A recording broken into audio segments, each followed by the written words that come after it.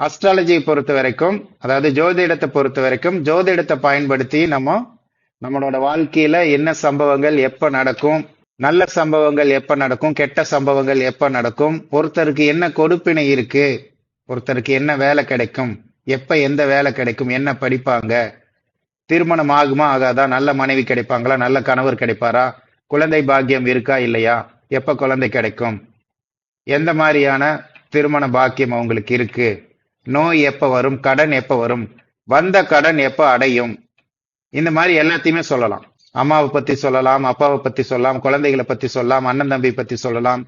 இவங்களுக்கு சொந்த வீடு அமையுமா, எப்ப வீடு வாங்குவாங்க, இல்ல சொந்த வீட்டுல இருந்தா நல்லதா கெட்டதா, இவங்க சொந்த வீட்டுல இருந்தா இவங்களுக்கு நல்லது கிடையாது, பூர்வீகத்தில் இருக்கலாமா இருக்கக்கூடாதா, சொந்த தொழில் பண்ணலாமா பண்ணக்கூடாதா, எல்லாத்தையுமே ஜோதிடத்தை வச்சு நம்ம தெரிஞ்சுக்கலாம். ஜோதிடத்துல எல்லாத்தையும் பார்க்க முடியும். உங்களோட ஜாதகம் அப்படிங்கிறது உங்களோட ப்ளூ பிரிண்ட்.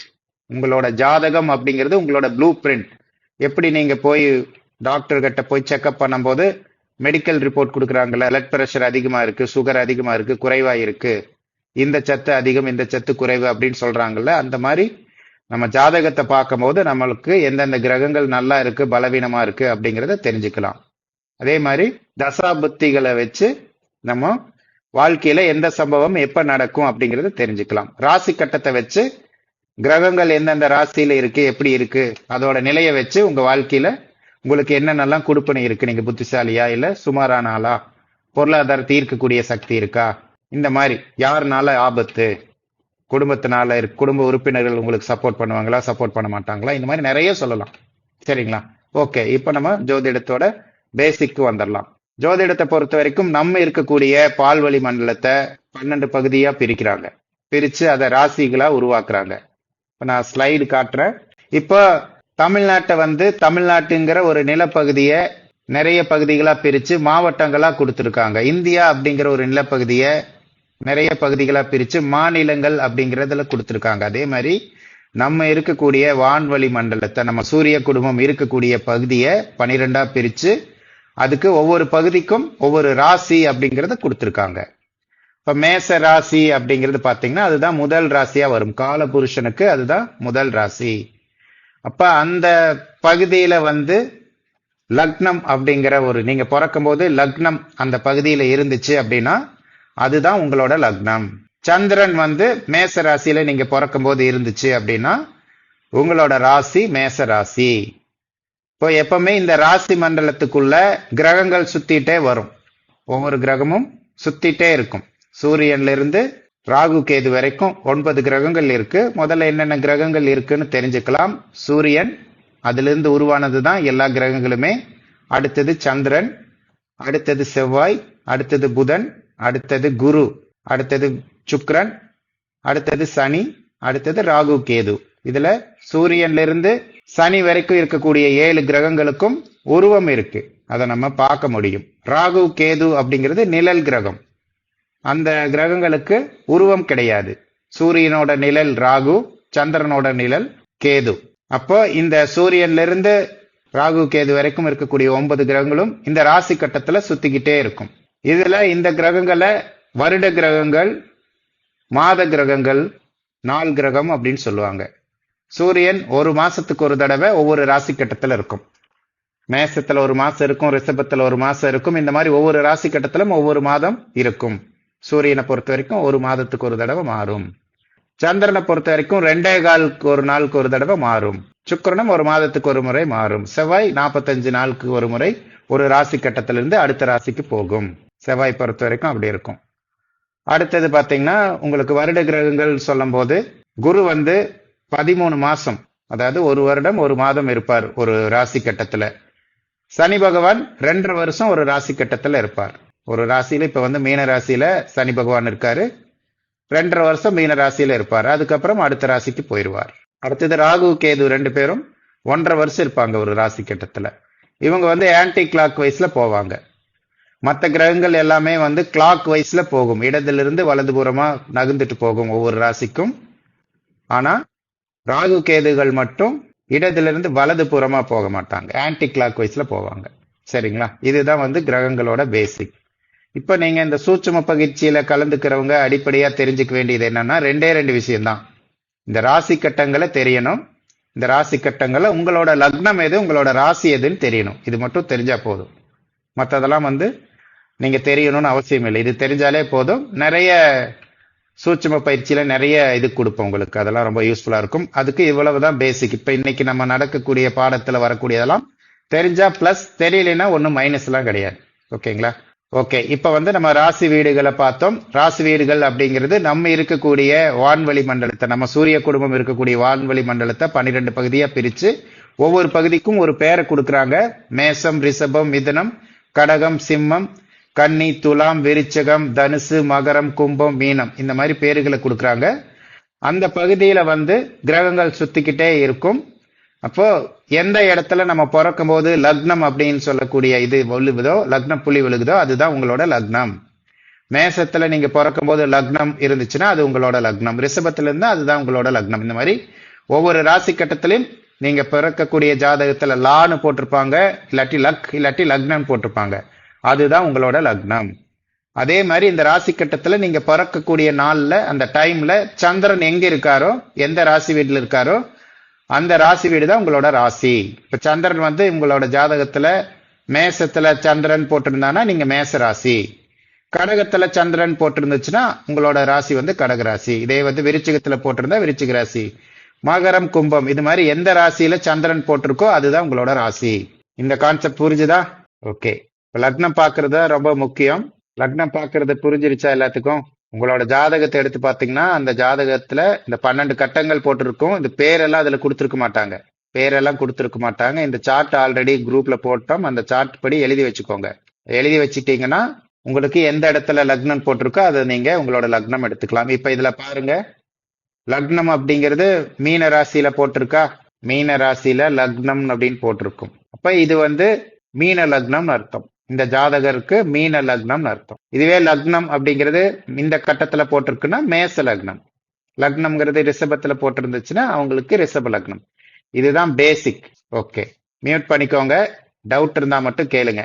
டவுட் இருந்தா கூட கடைசியில கிளாஸ் முடியும் போது கூட உங்களுக்கு சொல்றேன். எல்லாரும் மியூட் பண்ணிக்கோங்க.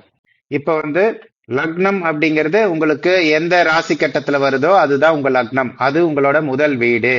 இது ரொம்ப முக்கியமான கான்செப்ட். இதை நல்லா கவனிச்சுக்கோங்க. லக்னம் எந்த வீட்டுல வருதோ, எந்த ராசியில வருதோ அதுதான் உங்களோட முதல் வீடு. இந்த வீடுகளை பத்தி பார்க்கும்போது உங்களுக்கு கிளியரா புரிஞ்சிடும். இந்த வீடுகளை பத்தி பார்த்துக்கிட்டு அதுக்கப்புறம் இந்த கான்செப்டுக்கு வந்தோம்னா உங்களுக்கு புரியும். இப்ப லக்னம் அப்படிங்கிறது எங்க வருதோ, எந்த ராசியில வருதோ அது உங்களோட முதல் வீடு. முதல் வீடு அப்படிங்கிறது உங்களை பத்தி தெரிஞ்சுக்கக்கூடிய அம்சம்.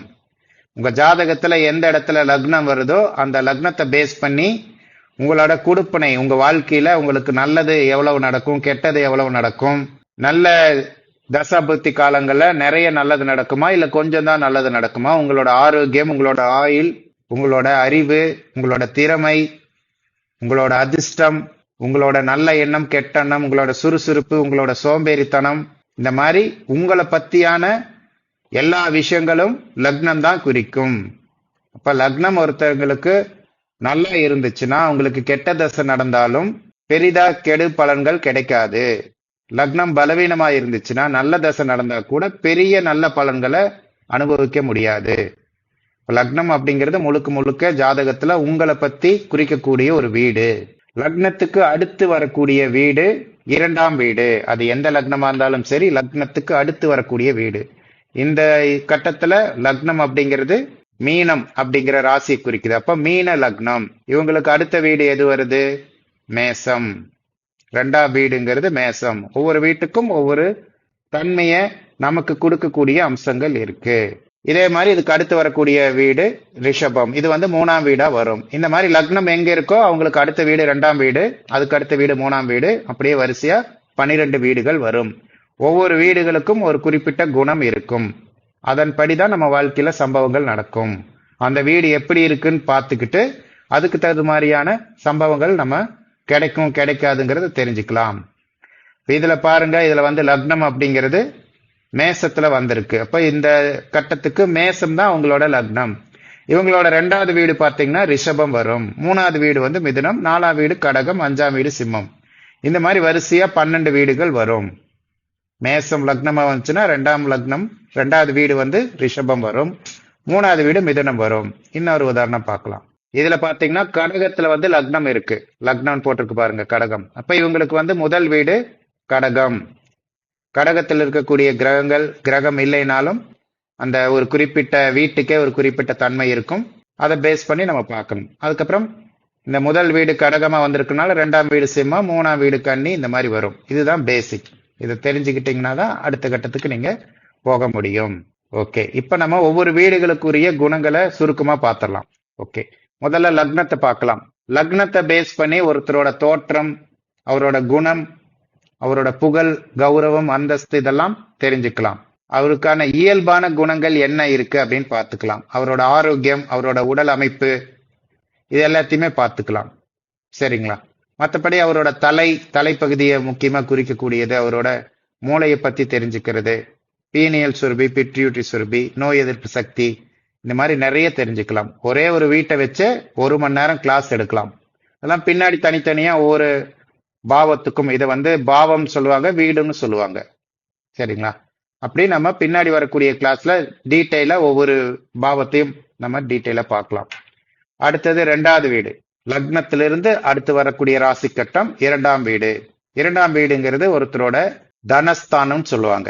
2ஆம் வீட்டை வச்சு ஒருத்தரோட கல்வி, அடிப்படை கல்வி, அதுக்கப்புறம் பொருளாதாரம், அவரோட பேச்சாற்றல், வாக்குஸ்தானம்னு இதை சொல்லுவாங்க. அதுக்கப்புறம் குடும்பஸ்தானம், அவருக்கு என்ன மாதிரியான குடும்பம் அமையும், இதெல்லாம் தெரிஞ்சுக்கலாம். அப்ப 2ஆம் இடம் அப்படிங்கிறது முக்கியமா அடிப்படை கல்வி, பொருளாதாரம், குடும்பம், வாக்கு, அவருக்கு பேச்சு மூலியமா அவரால் எப்படி செயல்பட முடியும், அவரோட பேச்சுக்கு மரியாதை இருக்கா, பேச்சாற்றல் இருக்கா அப்படிங்கறது நம்ம தெரிஞ்சுக்கலாம். நிறைய பேசுவாரா, கம்மியா பேசுவாரா, ஸ்வீட்டா பேசுவாரா, கடுமையா பேசுவாரா, தெளிவா பேசுவாரா, இல்ல தெளிவா பேச மாட்டாரா, தைரியமா பேசுவாரா, இல்ல பயந்த இதோட பேசுவாரா அப்படிங்கறது பார்க்கலாம். அதுக்கப்புறம் பற்கள், நாக்கு, மூக்கு, முகம், இதெல்லாம் குறிக்கக்கூடியது 2ஆம் பாவம். மெயினா இதுதான் தனஸ்தானம், பொருளாதாரத்தை பார்க்கறதுக்கு இதை கண்டிப்பா பார்க்கணும். 2ஆம் வீட்டை ஒருத்தருக்கு நல்ல குடும்பம் அமையுமா, குடும்பத்திலிருந்து அவங்களுக்கு சப்போர்ட் கிடைக்குமா, கிடைக்காதா அப்படிங்கறத பார்க்கறது 2ஆம் பாவம். இது ரெண்டும்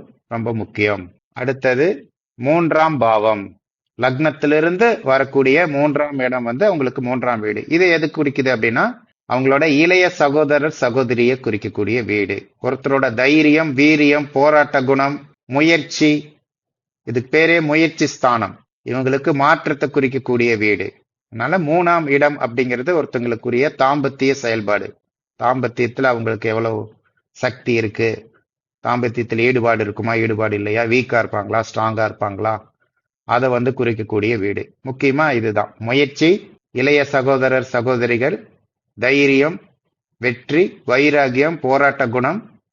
இவங்களுக்கு டஃப்பான சுச்சுவேஷன்ல இவங்க எப்படி இருப்பாங்க, விட்டு கொடுத்துட்டு போயிடுவாங்களா, இல்ல போராடி ஜெயிப்பாங்களா, தோல்வி வரும்போது அந்த தோல்வியை இவங்களை எப்படி எடுத்துக்குவாங்க, தோல்வியை சந்திக்கும் போது இவங்க பலவீனமாயிருவாங்களா, இல்ல மறுபடியும் இன்னும் பலமாயி வெற்றி பெறுவாங்களா, இதெல்லாம் பார்க்கறது. அவங்களோட திறமை, சாமர்த்தியம், தோள்பட்டை, இந்த மாதிரி நிறைய விஷயத்த இதை பத்தி பார்க்கலாம். மாற்றங்கள் அப்படிங்கிறது 3ஆம் இடம் மாற்றத்தை குறிக்கும். ஓகே, அடுத்தது உங்களோட 4ஆம் பாவம். 4ஆம் பாவம்ங்கிறது ரொம்ப ரொம்ப ரொம்ப முக்கியமான பாவம்.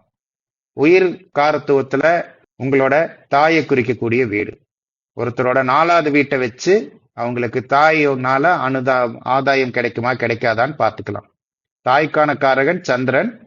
4ஆம் வீடுங்கிறது தாய் இவங்களுக்கு எப்படி செயல்படுவாங்க, தாய் இவங்களுக்கு நல்ல முறையில கிடைப்பாங்களா, தாயினால இவங்களுக்கு நன்மைகள் நடக்குமா, தாய் கூட இருப்பாங்களா, இருக்க மாட்டாங்களா, தாயினால் கிடைக்கக்கூடிய ஆதாயங்களை கொடுக்கக்கூடியது 4ஆம் வீடு. அடுத்தது சுகஸ்தானம். இவங்க நல்ல சுகபோக வாழ்க்கை இவங்களுக்கு கிடைக்குமா, 4ஆம் வீட்டை வச்சுதான் நீங்க அப்படியே சுகமா வீடு, வண்டி, வாகன யோகங்களோட நல்ல ஜாலியா சுகவாசியா இருப்பீங்களான்னு 4ஆம் வீட்டை வச்சுதான் சொல்லணும். 4ஆம் வீடு வந்து ஒருத்தரோட வீட்டை குறிக்குது. வாடகை வீட்டுல இருப்பாங்களா, சொந்த வீட்டுல இருப்பாங்களா, இல்ல சொந்த வீடு இருந்தும் அதை அனுபவிக்க முடியாம இருப்பாங்க. சில பேர்லாம் வாடகை வீட்டுல இருப்பாங்க, சொந்த வீடு கட்டிக்கிட்டும் அதுல வாழ முடியாம போகும். இதையும் இதுதான் குறிக்குது. அதே மாதிரி ஆடம்பரமான வாழ்க்கை, சொகுசு வாழ்க்கை, வண்டி வாகனங்கள், இவங்களுக்கு கார், பைக், இந்த மாதிரி நல்ல சொகுசு வண்டிகள்லாம் இவங்க அனுபவிக்க முடியுமான்னு பாக்குறது இதுதான். இப்ப வீடு, இடம், தாய், சொகுசு வாகனங்கள், சொகுசு வாழ்க்கை, இதையெல்லாம் முக்கியமா குறிக்கக்கூடிய வீடு வந்து 4ஆம் வீடு. அதே மாதிரி இது வந்து கல்வியும் குறிக்கக்கூடிய வீடு. இதுவும் கல்விக்கும் ஒரு முக்கியமான வீடு. ஒருத்தரோட லக்னத்திலிருந்து 4வது வீடை வச்சு இதெல்லாம் நம்ம பார்க்கணும். அடுத்தது 5ஆம் பாவம். 5ஆம் பாவம் பாத்தீங்கன்னா பூர்வ புண்ணிய ஸ்தானம்னு சொல்லுவாங்க. இது வந்து உங்களோட பூர்வ புண்ணியத்தை குறிக்கக்கூடிய வீடு.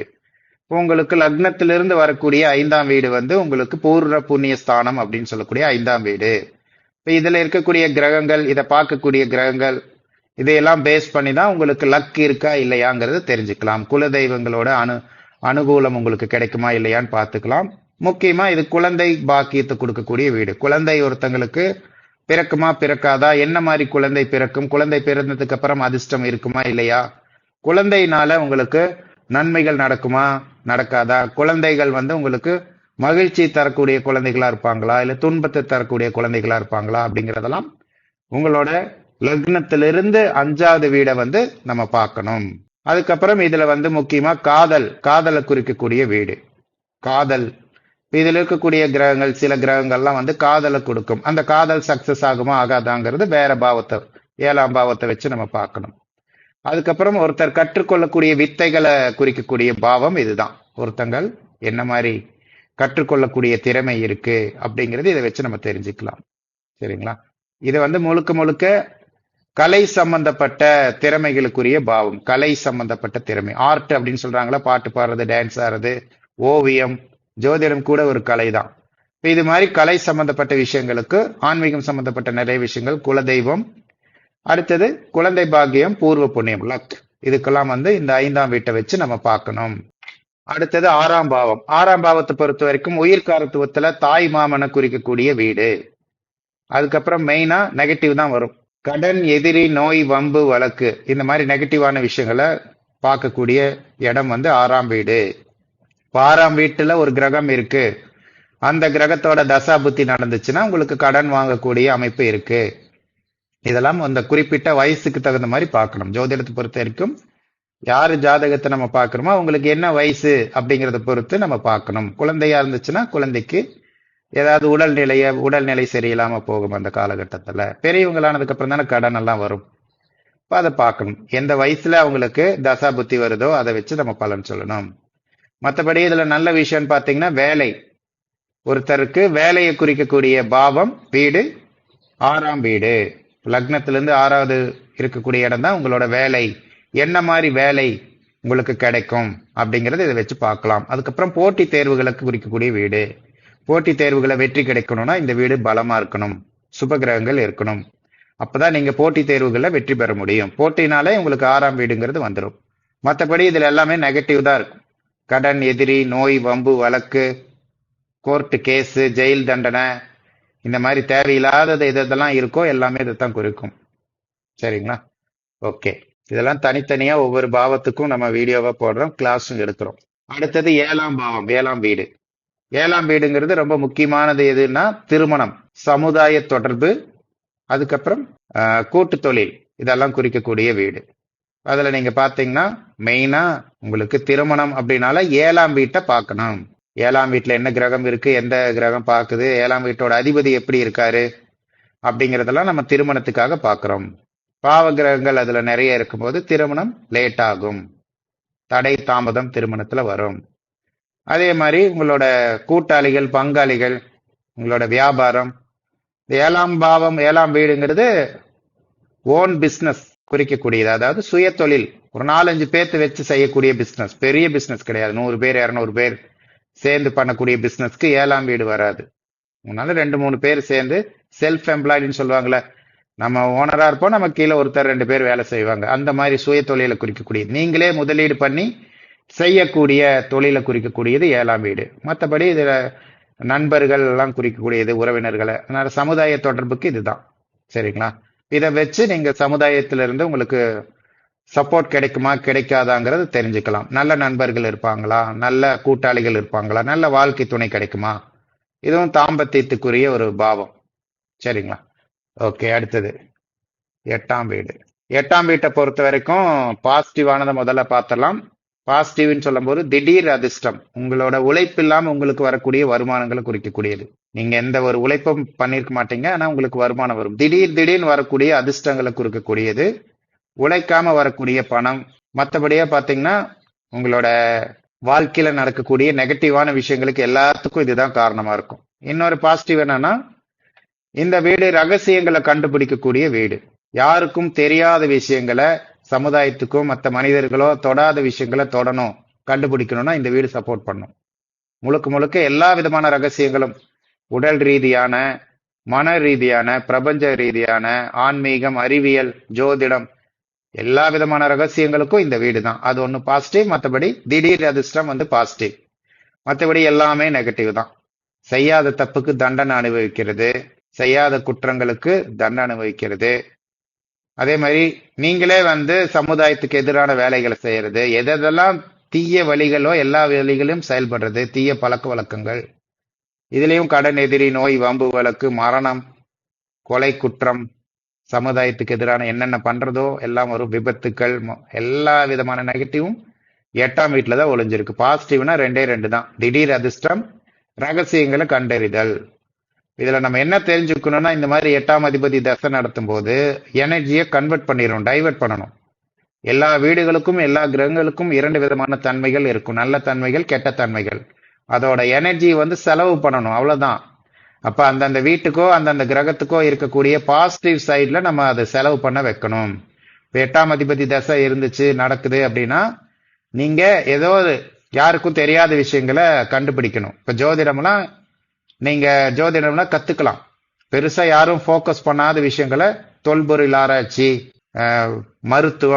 மருத்துவம்ங்கிறது பாத்தீங்கன்னா நம்ம நாட்டு மருத்துவம் சொல்லக்கூடிய அக்குபஞ்சர், இந்த மாதிரி ஆயுர்வேதம், சித்தா, இந்த மாதிரி இதுல நீங்க போய் டீப்பா அதுல அறிவை பயன்படுத்தினீங்கன்னா நிறைய கண்டுபிடிக்கலாம். யாருக்கும் தெரியாததெல்லாம் உங்களுக்கு கிடைக்கும். அந்த மாதிரி ஒவ்வொரு வீட்டுக்கான பாசிட்டிவ் இதுல வந்து நீங்க மனசை வந்து செலுத்தினீங்கன்னா அந்த வீடுகள்ல இருந்து வரக்கூடிய நெகட்டிவ் தன்மை உங்களுக்கு கிடைக்காம போயிடும். எல்லா பாவங்களுக்கும் நல்ல கெட்டது இருக்கு, நல்ல தன்மை, கெட்ட தன்மை. அதுல 9ஆம் பாவம், 9ஆம் வீட்டுக்கு மட்டும்தான் நல்லது மட்டுமே இருக்கு, கெட்டது எதுவுமே கிடையாது. மற்ற எல்லா பாவங்களுக்கும் நல்லது கெட்டது ரெண்டுமே இருக்கு. சரி, அடுத்தது 9ஆம் வீடு. 9ஆம் வீடுங்கிறது உயிர்காரத்துவத்துல தந்தை குறிக்கக்கூடியது. ஒருத்தருக்கு என்ன மாதிரியான தந்தை கிடைப்பார், தந்தைனால இவங்களுக்கு ஆதாயம் கிடைக்குமா கிடைக்காதா, தந்தை எந்த மாதிரியான கேரக்டர் உள்ளவர், இவருக்கு பயன்படுவாரா பயன்பட மாட்டாரா ஜாதகருக்கு. அடுத்தது முழுக்க முழுக்க ஆன்மீகம் தான். ஆன்மீகம் சம்பந்தப்பட்ட விஷயங்கள் தான் எல்லாமே. இந்த மாதிரி வெளிநாட்டு பயணம், மத உணர்வு, நல்ல குரு கிடைக்கிறது, புகழ், உங்களோட நுண் அறிவு. அதுக்கப்புறம் அதிர்ஷ்டம். அதிர்ஷ்டம்னா 2 பாவம் தான் ஒருத்தங்களுக்கு. 5ஆம் பாவம், 9ஆம் பாவம். 5ஆம் பாவம், 9ஆம் பாவம்ங்கிறது உங்களோட அதிர்ஷ்டத்தை குறிக்கக்கூடிய வீடுகள். மற்றபடி பூர்வீக சொத்துக்கள், உங்களோட நல்ல எண்ணம், தர்ம சிந்தனை, இந்த மாதிரி ஒழுக்கமான சிந்தனை, ஒழுக்கமான பழக்க வழக்கங்கள், இந்த மாதிரி ஆன்மீகம் எல்லாமே வந்து உங்களுக்கு நேர்மறையான தன்மைகளை மட்டுமே தான் 9ஆம் பாவம் வந்து கொடுக்கும். அதனாலதான் காலபுருஷனுக்கு 9ஆம் வீடா வந்து குருவோட வீடு வரும், தனுசு வரும். அடுத்தது வந்து 10ஆம் வீடு. 10ஆம் பாவம் அப்படின்னு சொல்லக்கூடிய 10ஆம் வீடு வந்து உங்களோட பொருளாதாரத்தை குறிக்கக்கூடிய வீடு. உங்களோட வருமானம், எந்த வழியில வருமானம் வரும் அப்படிங்கிறது குறிக்கக்கூடிய வீடு. ஒருத்தரோட கர்மஸ்தானம் சொல்லுவாங்க. இது வந்து மெயினா வந்து உங்களுக்கு எந்த வழியில பணம் வரும்ங்கிற குறிக்கக்கூடிய வீடு. இது ஒருத்தர் கௌரவமான வாழ்க்கை இருக்குமா, சமுதாயத்துல ஒரு நல்ல மதிப்போட வாழ்வாங்களா, நல்ல உயர்ந்த பதவியில் இருப்பாங்களா, இவங்களுக்கு நிறைய வருமானம் வருமா அப்படிங்கிறது குறிக்கக்கூடிய வீடு 10ஆம் வீடு. ஒருத்தங்களுக்கு பொருளாதாரத்தை பொறுத்த வரைக்கும் 2, 6, 10 இந்த 3 வீடுகள் தான். 2ஆம் வீடுங்கிறது அடிப்படை, தினமும் நம்ம வாழ்றதுக்கு தேவையான வருமானத்தை கொடுக்கக்கூடிய வீடு 2ஆம் வீடு, அன்றாட தேவையை பூர்த்தி பண்றது. 6ஆம் வீடுங்கிறது கஷ்டப்பட்டு வேலை செஞ்சு சம்பாதிக்கிறது, ஓரளவுக்கு நிறைவா இருக்கிறது. 6ஆம் வீட்டை வச்சு வேலையை மட்டும்தான், வேலைக்கு போய் பணம் சம்பாதிக்கிறது குறிக்கும். இந்த 6ஆம் வீடை வச்சு நீங்க வேலைக்கு போய் சம்பாதிப்பீங்க. அது மூலியமா ஓரளவுக்கு குடும்பத்தை வசதியா நடத்த முடியும். 10ஆம் வீடுங்கிறது நிறைய சம்பாதிச்சு நல்லா சொகுசா வாழக்கூடிய ஒரு வீடு. இப்ப 10ஆம் வீடு வச்சு அதுக்குரிய அதுல என்ன கிரகம் இருக்கோ, அந்த வீட்டோட எந்த கிரகம் தொடர்பு கொள்ளுதோ, அது சம்பந்தப்பட்ட நம்ம பிசினஸ், அது சம்பந்தப்பட்ட வேலை செய்யும் போது நிறைய பணம் கிடைக்கும். அதை நம்ம சேமிச்சு சொகுசான வாழ்க்கை வாழலாம். இதுதான் வந்து அடிப்படை. இப்ப 10ஆம் வீடுங்கிறது முழுக்க முழுக்க உங்களுக்கு உங்களோட சொகுசான வாழ்க்கைக்கு தேவைப்படக்கூடிய பொருளாதாரத்தை குறிக்கிறது. இது போக நிறைய இருக்கு, அதெல்லாம் நம்ம பின்னாடி பார்க்கலாம். அடுத்தது 11வது வீடுங்கிறது லாபஸ்தானம், அபிலாஷைகள் ஸ்தானம்னு சொல்லுவாங்க. இது வந்து ஒருத்தரோட எண்ணங்கள், ஆசைகள் இதையெல்லாம் நிறைவேற்றி கொடுக்கக்கூடிய வீடு. ஒருத்தங்க நிறைய கஷ்டப்பட்டுட்டு இருக்காங்க அப்படின்னா அந்த கஷ்டத்தை போக்கக்கூடிய வீடு 11வது வீடு. 11வது வீட்டுல தான் சுப கிரகங்கள், பாவ கிரகங்கள், எந்த கிரகங்கள் வேணா இருக்கலாம், கெடுதல் செய்யாது. எல்லா கிரகங்களும் நன்மையை செய்யக்கூடிய வீடு 11வது வீடு. எப்படியாவது ஒருத்தங்களுக்கு லாபம் கிடைக்கணும், எப்படியாவது ஒருத்தங்களுக்கு பிரச்சனை தீரணும் அப்படிங்கிற வீடு வந்து 11வது வீடு. இது வந்து மூத்த சகோதரர்களை, சகோதரிகளை குறிக்கக்கூடிய வீடு. அதுக்கப்புறம் உங்களோட செயல்பாடுகளை, மல்டிபிளான செயல்பாடுகளை குறிக்கிறது. பிசினஸ் பண்ணாலும் மல்டிபிள் பிசினஸ், கல்யாணம் பண்ணாலும் மல்டிபிள் கல்யாணம், நிறைய மனைவிகளை குறிக்கக்கூடிய வீடு இது. மற்றபடி இந்த வீடை பொறுத்த வரைக்கும் உங்களுக்கு என்ன துன்பம் இருந்தாலும் இந்த 11வது வீட்டில இருந்து ஒரு கிரகம் தசை நடத்தும் போது நீங்க முயற்சி செஞ்சீங்கன்னா அந்த துன்பத்திலிருந்து விடுபடலாம். கடன், எதிரி, நோய், வம்பு, வழக்கு, எந்த துன்பமா இருந்தாலும் சரி அந்த துன்பத்தை நீக்கக்கூடிய ஆற்றல் 11வது வீட்டுக்கு இருக்கு. அதே மாதிரி உங்களோட எண்ணங்களை பெரிய அளவுல சிந்திச்சு பெரிய அளவுல முன்னேறதுக்கு உதவி செய்யக்கூடிய வீடு இது. அதனால இது ஒன்றுக்கு மேற்பட்ட பலன்களை கொடுக்கக்கூடிய, வாய்ப்புகளை கொடுக்கக்கூடிய ஒரு அற்புதமான வீடு 11வது வீடு. அடுத்தது 12ஆம் வீடு. 12ஆம் பொறுத்த வரைக்கும் இது வெளிநாடு வாழ்க்கை, வெளிநாட்டிலிருந்து வரக்கூடிய பணத்தை குறிக்கக்கூடிய வீடு. அதே மாதிரி 2ஆம் பிசினஸ் குறிக்கக்கூடிய வீடு. அடுத்தது பாத்தீங்கன்னா இதுல தூக்கம், உலக இன்பங்கள் அனுபவிக்கக்கூடிய ஸ்தானம். அயன சயன போகன்னு சொல்லுவாங்க. அயனம் அப்படின்னா உங்களுக்கு டிராவல் பண்ணக்கூடியது. அப்போ உங்களோட பயணம், நீங்க நல்ல சொகுசு பயணம், நல்ல பயணமா அமைகிறதுக்கும், நல்ல தூங்குறதுக்கும், எல்லா விதமான உலக இன்பங்களும் அனுபவிக்கிறதுக்கு, தாம்பத்தியத்திலிருந்து நல்ல உணவு, நல்ல உடை, நல்ல நண்பர்கள், இந்த மாதிரி எல்லா விதமான இன்பங்களையும் அனுபவிக்கக்கூடிய ஒரு வீடுங்கிறது 12ஆம் வீடு. 12ஆம் வீடு கெட்டு போச்சு, பலவீனமா இருந்துச்சுன்னா உங்களுக்கு எவ்வளவுதான் சொத்து சுகம் இருந்துச்சுனாலும் அதை அனுபவிக்க முடியாது. நல்ல வாழ்க்கை துணை இருந்தாலும் அந்த வாழ்க்கை துணை கூட சேர்ந்து சந்தோஷமா வாழ முடியாது, தூக்கம் வராது. அதே மாதிரி இது விரயஸ்தானம் அப்படிங்கக்கூடிய ஸ்தானம். நம்ம கிட்ட இருக்கக்கூடிய எல்லாமே விரய பண்ணக்கூடிய ஒரு ஸ்தானம். பொருள் விரயம், உறவுகள் விரயம், உடல் பாகங்கள், உடல் உறுப்புகள் விரயமாகிறதுன்னு சொல்லி எல்லா விதமான விரயங்களை கொடுக்கக்கூடிய ஒரு ஸ்தானம். இதுல நிறைய பாசிட்டிவ் இருக்கு, நிறைய நெகட்டிவும் இருக்கு. இதுவும் கொஞ்சம் ஒரு மாதிரியான எச்சரிக்கையா இருக்கக்கூடிய வீடு தான். இதெல்லாம் அந்தந்த தசா புத்தி காலங்கள் தான் அந்த மாதிரியான பலன்களை கொடுக்கும். ஓகேங்களா? ஓகே, இப்ப இந்த வீடுகளை பத்தி நம்ம பார்த்துட்டோம். மறுபடியும் இந்த லக்னத்துக்கு போய் பார்க்கும்போது உங்களுக்கு எது லக்னம் அப்படிங்கறத வச்சு பார்க்கும்போது உங்களுக்கு ஓரளவுக்கு ஐடியா கிடைக்கும். ஓகே, இதுல பாத்தீங்கன்னா மேச லக்னம் அப்படிங்கிறது காலபுருஷனுக்கு முதல் வீடு. இது வந்து பொதுவா எல்லாத்துக்கும் இதனோட அடிப்படையில் செயல்பாடு இருக்கும். உங்களுக்கு எந்த லக்னம் உங்களோட லக்னமா இருந்தாலும் இந்த காலபுருஷ லக்னம் அப்படிங்கிறது பொதுவா எல்லாத்துக்கும் பொது ஜாதகம்னு இதை வச்சுக்கணும். பொது ஜாதகம். இப்ப நமக்கு நம்ம தமிழ்நாடு தான் நம்மளோட நாடா இருந்தாலும் இங்க அதிகாரம் அப்படிங்கிறது நம்ம தமிழ்நாட்டு முதலமைச்சருக்கு தான் பெரிய அதிகாரம் இருந்தாலும் பொதுவா இந்தியாவோட பிரதமர் வந்து அவரோட தாக்கம்ங்கிறது நமக்கு இங்க ஏற்படும். தமிழ்நாட்டுக்கும் கண்ட்ரோல்ல வந்து கொண்டு வரும் இந்தியா அப்படிங்கிறது. அது மாதிரிதான் இது. உங்களோட லக்னம் எதுவா இருந்தாலும் காலபுருஷனுக்கு இருக்கக்கூடிய இந்த அமைப்புக்கு தகுந்த மாதிரியான பலன்களும் நமக்கு கிடைக்கவே செய்யும். இதை நம்ம பேசிக்கா தெரிஞ்சுக்கலாம். இப்போ காலபுருஷ வீடுங்கிறது பர்மனன்ட் இப்படிதான் இருக்கும். அது முதல் வீடு அப்படிங்கிறது மேச லக்னம் தான் காலபுருஷனுக்கு முதல் வீடு. இதுக்கான ஒரு சூத்திரம் இருக்கு. மேச வீடுங்கிறது இந்த வீட்டுல தான் வந்து சூரியன் வந்து உச்சமடையக்கூடிய வீடு. சூரியன் உச்சமடையக்கூடிய வீடு அப்படிங்கறனால இது பவர்ஃபுல் வீடு. சூரியன் வந்து முன்னேற்றத்தையும் வளர்ச்சியும் கொடுக்கக்கூடிய ஒரு கிரகம். அந்த கிரகம் வந்து இங்க உச்சமடையுது. இங்க அதிக சக்தி வாய்ந்த இடம். உச்சம் நீச்சங்கிறது பின்னாடி பார்க்கலாம்.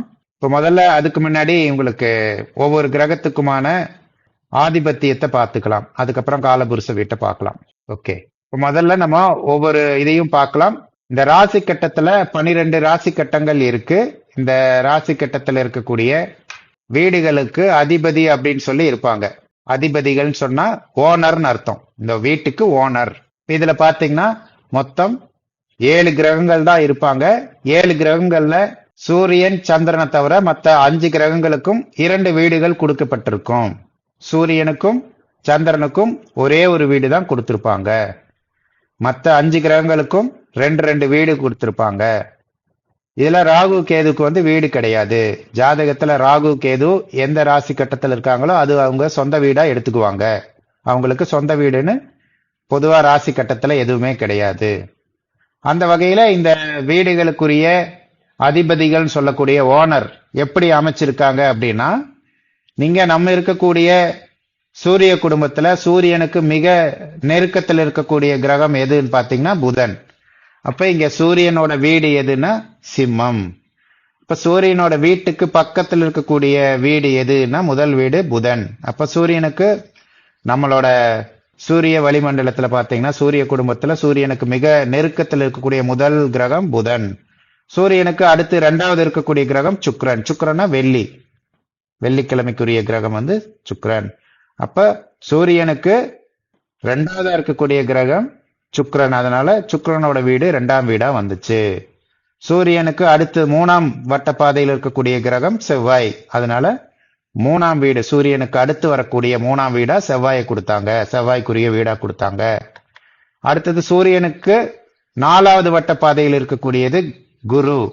குருனா வியாழக்கிழமைக்குரிய கிரகம். அதனால 4வது வீட்டை வந்து குருவுக்கு கொடுத்திருக்காங்க.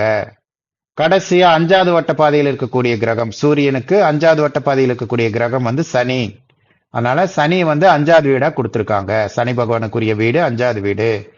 இதுவே இந்த சைடு அதே மாதிரி தான் இருக்கும். அப்ப நம்மளோட இதுல பார்த்தீங்கன்னா சூரியன் சந்திரனை பேஸ் பண்ணி தான் நமக்கு எல்லாமே நடக்கும். அப்ப சூரியன் அப்படிங்கிறது ஆக்சுவலா வந்து சூரியன் அப்படிங்கிறது பூமியா எடுத்துக்கணும். பூமி தான் அவங்க சூரியன் சொல்லிட்டு இருப்பாங்க. இதுல பின்னாடி வரக்கூடிய கிளாஸ்ல நம்ம விரிவா பார்க்கலாம். அப்ப இது பூமி சூரியன் பூமியும் சந்திரன் எடுத்துக்கணும். சந்திரன் வந்து பூமி கூடயே சுத்திட்டு இருக்கும். அப்ப பூமிக்கு பக்கத்துல இருக்கிறது சூரியனுக்கு பக்கத்துல இருக்கிறதுன்னு பாத்தீங்கன்னா இந்த சைடும் புதன் தான் முதல் வீடா வரும்.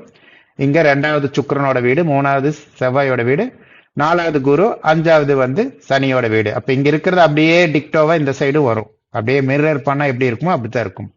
இதை பேஸ் பண்ணி தான் வீடுகளை பிரிச்சு கொடுத்துருக்காங்க. அப்ப நம்ம இதுல பார்க்க போறது சூரியனுக்கு ஒரே ஒரு வீடு. சிம்ம ராசி தான் சூரியனோட வீடு. சிம்ம ராசிக்கு ஓனர் யாரு அப்படின்னா சூரியன். உங்களோட வீட்டுக்கு நீங்க தானே ஓனர். சொந்த வீடா இருந்தா அந்த வீட்டுக்கு நீங்க தானே ஓனர். அது மாதிரிதான் எடுத்துக்கணும். அப்ப சிம்ம ராசின்னு சொல்லக்கூடிய இந்த வீட்டுக்கு சூரியன் தான் அதிபதி, ஓனர். அடுத்தது கடக ராசின்னு சொல்லக்கூடிய இந்த வீட்டுக்கு சந்திரன் தான் ஓனர். இவங்க 2 பேத்துக்கு ஒரே ஒரு வீடு தான். அடுத்தது மிதுனம், கன்னி, இந்த 2 வீட்டுகளுக்கும் புதன் தான் ஓனர். அப்ப புதனுக்கு 2 வீடுகள் இருக்கு. ஒன்னு மிதுனம், அடுத்தது கன்னி. இந்த 2 வீடுகளுக்குரிய ஓனர் புதன். அடுத்தது ரிஷபம், துலாம், இந்த 2 வீடுகளுக்குரிய ஓனர் அதிபதி யாருன்னா சுக்கிரன்.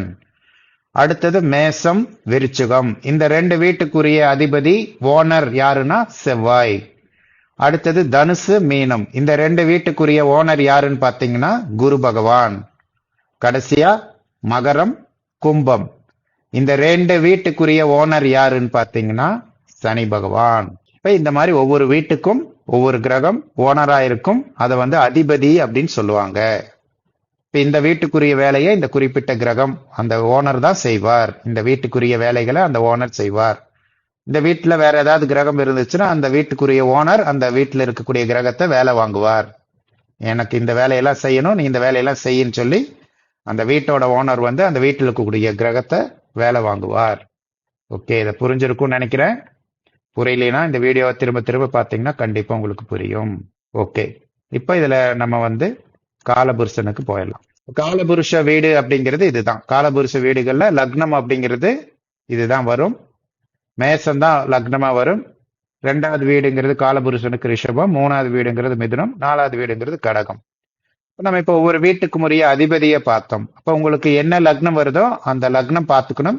எந்த ராசியில லக்னம் வருதோ அதுதான் உங்களோட லக்னம். இப்ப மேச ராசியில வந்துச்சுன்னா மேச ராசி தான் உங்களோட லக்னம். அதுல யார் அதிபதின்னு கொடுத்திருக்கோம், அதுக்குள்ளேயே நாங்க செவ்வாய், சுக்கிரன் இந்த மாதிரி கொடுத்திருக்கோம். அப்ப மேச லக்னம் வந்துச்சுன்னா உங்களோட லக்னாதிபதி யாருன்னா செவ்வாய்.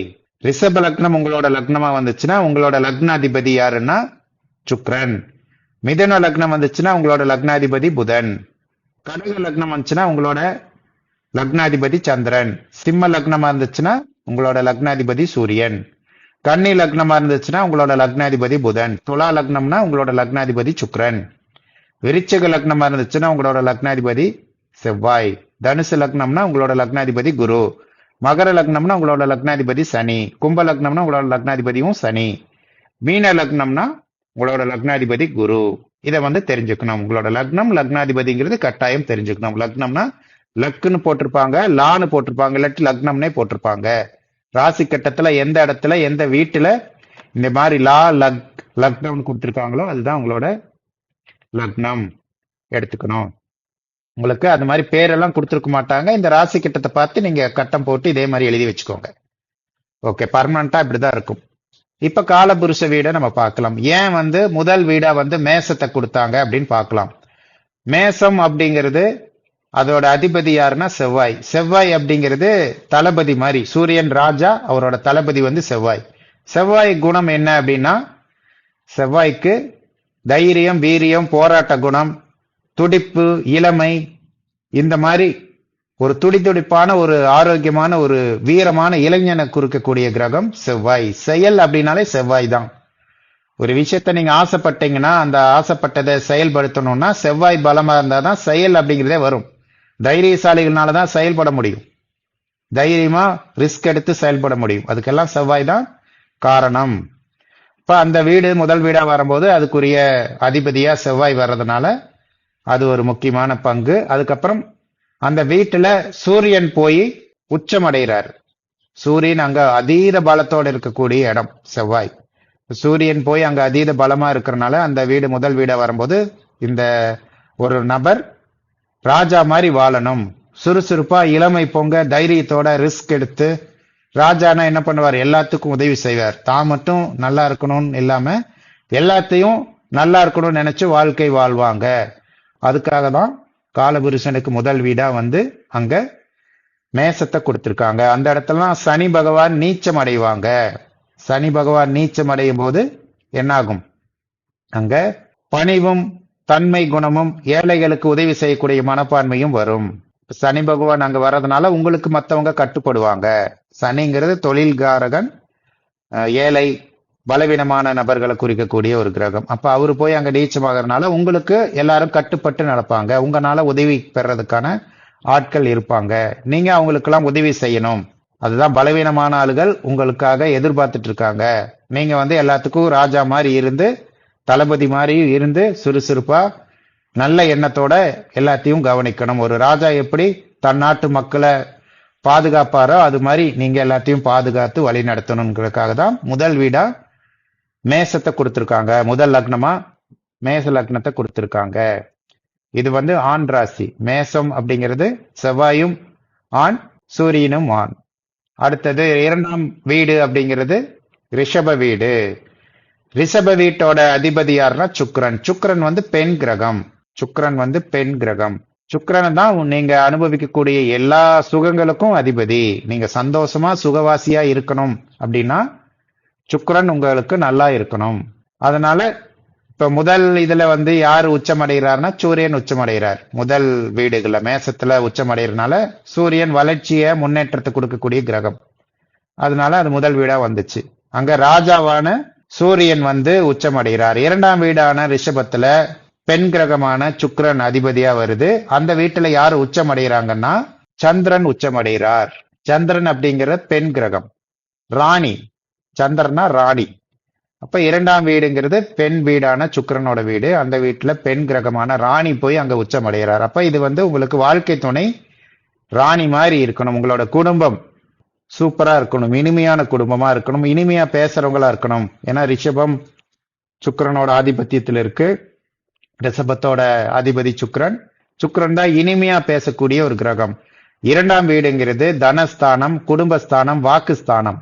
அப்போ உங்களுக்கு இனிமையான குடும்பம், இனிமையா பேசக்கூடிய குடும்பம், அதே மாதிரி பொருளாதாரத்துல நல்ல நிலைமை, சுகவாசியா வாழணுங்கிறதுக்காக அங்க சுக்கிரனை வச்சிருக்காங்க. கூடவே வந்து சந்திரன் அங்க உச்சமடைகிறதுனால சந்திரன் ராணி. சந்திரன் தந்து தாயை குறிக்கக்கூடிய கிரகம், இனிமையான கிரகம், யாரையும் பகையா நினைக்காத ஒரு கிரகம் வந்து சந்திரன். சந்திரனுக்கு எதிரியே கிடையாது, எல்லாருமே நண்பர்கள். தாய்க்கு யாருமே எதிரி கிடையாது, எல்லாமே அவங்களுக்கு குழந்தைகள் தான்.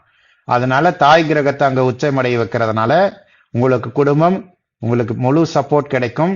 உங்களுக்கு எந்த விதமான சூழ்நிலை வந்தாலும் உங்க கூடவே இருந்து உங்களை வழி நடத்தும், சப்போர்ட் பண்ணும். அதுக்காக இரண்டாம் வீட்டுக்கு சுக்கிரன் சந்திரன் சம்பந்தப்பட்ட வீடா கொடுத்துருக்காங்க. அப்ப நம்மளோட வாழ்க்கை எப்படி இருக்கணும், இது வந்து பொதுவா எல்லாத்துக்கும் பொருந்தும். காலபுருஷ வீடுங்கிறது எல்லாத்துக்கும் உணர்த்தக்கூடிய ஒரு வாழ்க்கை தத்துவம் தான்.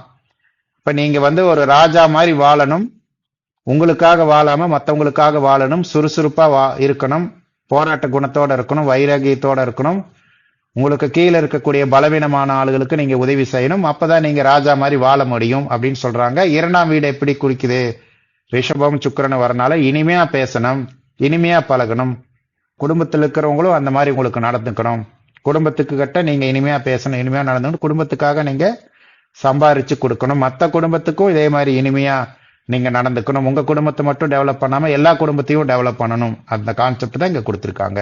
அப்படி இருக்கும்போது தான் உங்களுக்கு நேச்சுரலாவே மேச லக்னமா மாறும், ரிஷப வீடு இரண்டாம் வீடா மாறும் உங்களுக்கு. அடுத்தது மூணாம் வீடு. மூணாம் வீட்டை பொறுத்த வரைக்கும் இந்த வீடுங்கிறது புதனோட வீடு. புதன் புத்திசாலித்தனமான கிரகம். மூணாம் வீடுங்கிறது முயற்சி ஸ்தானம், இளைய சகோதர சகோதரிகளுக்கு குறிக்கக்கூடியது, எழுத்து குறிக்கக்கூடியது, உங்களோட மாற்றத்தை முன்னேற்றத்தை குறிக்கக்கூடிய வீடு. அதனால மூணாம் வீட்டுல வந்து புதன் இருக்கும்போது புதன் ஒரு புத்திசாலித்தனமான ஒரு கிரகம், புதன் அறிவு கிரகம். இந்த வீடே ஞான வீடுன்னு சொல்லுவாங்க. இப்ப இந்த வீடு வந்து எதுக்காக நமக்கு மூணாவது வீடா கொடுத்துருக்காங்கன்னா, உங்களோட செயல்பாடுகள், உங்களோட முயற்சி இதெல்லாம் வந்து புத்திசாலித்தனமா இருக்கணும். உங்களுக்கு துன்பம் வரும்போது துன்பத்திலிருந்து விடுபட்டு வெளியில வந்து மாற்றத்தை சந்திக்கிறதுக்கு தயாரா இருக்கணும். அதனால புதனை வச்சிருக்காங்க. புதன் மாற்றத்துக்கான கிரகம், அறிவுக்கான கிரகம், புத்திக்கான கிரகம். அதனால மூணாம் வீடா கொடுக்கும்போது புத்திசாலித்தனமான மாற்றங்களையும் புத்திசாலித்தனமான செயல்பாடுகளும் புத்திசாலித்தனமான முயற்சிகளும் செஞ்சு வாழ்க்கையில நீங்க வெற்றி பெறணும் அப்படின்னு அர்த்தம். நாலாம் வீடை பொறுத்த வரைக்கும் சந்திரன், காலபுருஷனுக்கு நாலாம் வீடா சந்திரனை வச்சிருக்கிறது. அங்க வந்து யாரு உச்சமடைகிறாங்கன்னு பாத்தீங்கன்னா குரு உச்சமடைவார். அறிவு கிரகம், ஞான கிரகம் குரு, பொருளாதாரத்துக்கான கிரகம், தன கிரகம் குரு கடகத்துல வந்து உச்சமடைகிறார். அந்த வீடே பாத்தீங்கன்னா அருமையான வீடு, சந்திரனோட வீடு. சந்திரனோட வீட்டுல அறிவு கிரகம், ஞான கிரகம், பொருளாதார கிரகம் உச்சமடையுது. அப்போ உங்களுக்கு நாலாம் வீடுங்கிறது இடம், வீடு, வண்டி, வாகனம், தாய். அறிவான தாய், அன்பான தாய், வசதியான வாழ்க்கை, வீடு, வண்டி, வாகன யோகங்களோட வசதியா நீங்க வாழணும் அப்படிங்கிறதுக்காக அங்க குருவை கொண்டு வந்து வச்சிருக்காங்க, உச்சமடை வச்சிருக்காங்க. அப்ப நீங்க அறிவுபூர்வமா, குருங்கிறவர் நேர்மையான கிரகம், ஒரு துளி கூட தவறான விஷயத்தை செய்யாது.